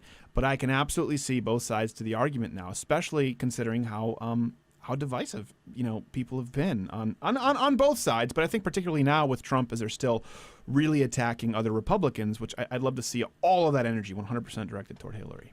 And if he did that, if he went 100% towards Hillary, it would be, like, as Ben said, a lot harder to say, well, I'm not going to do Trump because whatever reason. If he was hitting Hillary and hitting her hard every time, it would be really hard to say no to Trump. I agree. We have to let you go. Courtney said at Second Amendment, go shoot Hillary Clinton. Louder with ๊kraʊdər. We'll wrap this up after the break.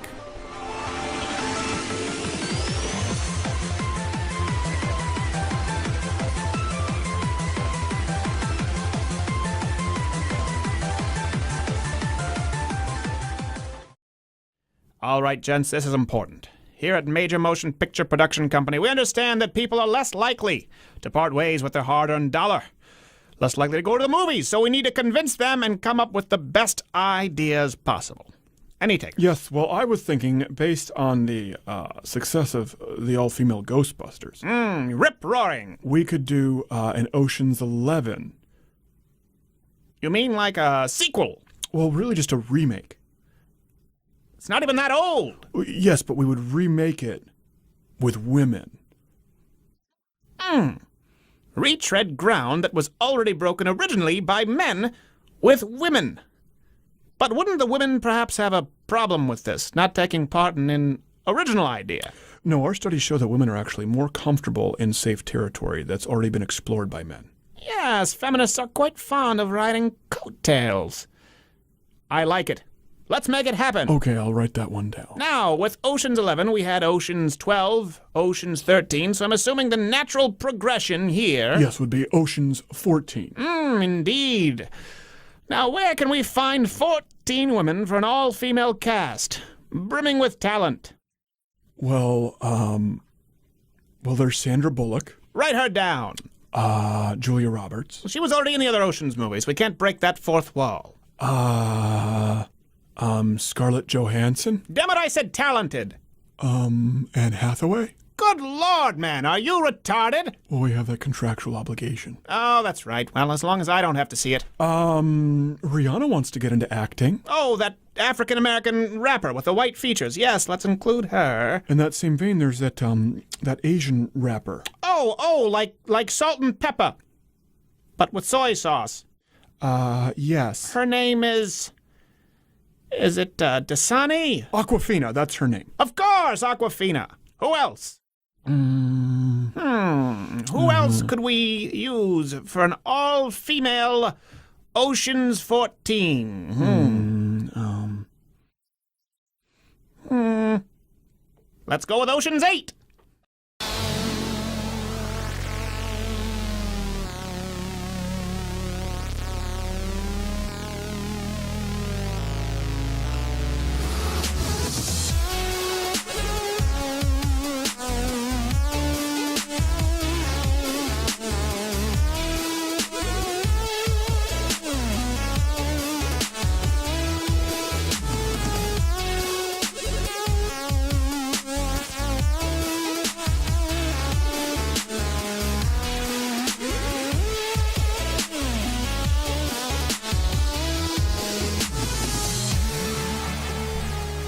Last segment, Hopper growling.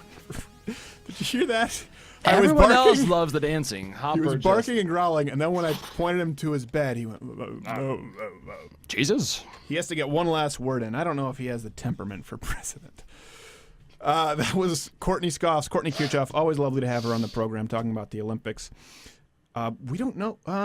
We don't know who we have yet next week. I think we have Joey Salads. Oh, we're going to try and get Dinesh D'Souza on. We don't know who we have. Which may or may not happen. But I am busy ordering a pizza, so I can't be bothered.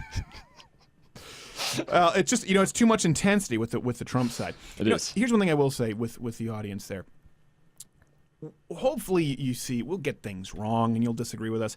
We really do try and be honest with you. If someone doesn't, right there, you're not going to hear that on any other news network or even a lot of these YouTube channels or alternative networks or websites where people go, gosh, I don't know. I don't know. Courtney just said it. She's like, I don't know about the Trump thing. There seems to be like an uncomfortableness with not knowing. People feel like they have to be sure. They feel like they have to definitively state something. And even though it states something, and probably on the inside really still be turning about what I think that's well, I know some people for a fact have stated it and they feel the opposite. Some very high profile people, and I know some people who aren't sure. So I understand it, and like I said, I do think regardless of your view, 91% of Americans at this point have not voted for either candidate. And they have the number 1, Donald Trump, and number 2, highest Hillary Clinton unfavorability ratings of any president of all time. Number 1 and number 2 of all time. So the vast majority of 91% of Americans hate them. Get off Twitter. Get off the, if you're a leftist, get off the Tumblr. Get off the HuffPo. If you're someone on the right, get off all the right-wing sites and the anti-Tumblr and just the anti-HuffPo.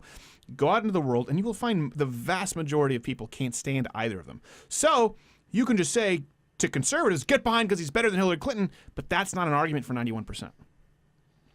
That doesn't work, and I won't shut up when I say, "Gosh, the polls that he always cited are now awful." We knew the media was going to be unfair. That's not enough. That's not. You need to make the case, and I think Gavin made a good case. I think Gavin stated a lot of things with which people like us, people like me, anyway, people like us, not Jared and I, already agree. On policies and ideas. I get it. Harsher immigration policies, I understand. Less interventionism, yes, I get it. I don't think people paying their fair share internationally to protect themselves, of course, 100%. But that's not making the case to people who have issues with Donald Trump. Just like, the Hillary Clinton. Here's something that I was just genuinely thinking about here. Donald Trump had the Second Amendment misspeak. I mean, the Khan issue. Hillary Clinton, can't stand her. Get rid of Benghazi and the email stuff because that's long-standing. What has Hillary Clinton done herself in the last week or 2 weeks, if you were a 24-hour news cycle, that you really... What has she said that you would use as the equivalent to the Second Amendment issue? What slip-up or blunder has she had that you would use? Genuine question. The closest thing, the father of the Orlando shooter was behind her. We covered that before anyone else did. And that's damning. But what has Hillary Clinton done as far as talking over herself? What would you use? Again, Benghazi email server, you can't use that because this has been going on for a long time. She's been on trial for these things for a long time. Horrible, absolutely.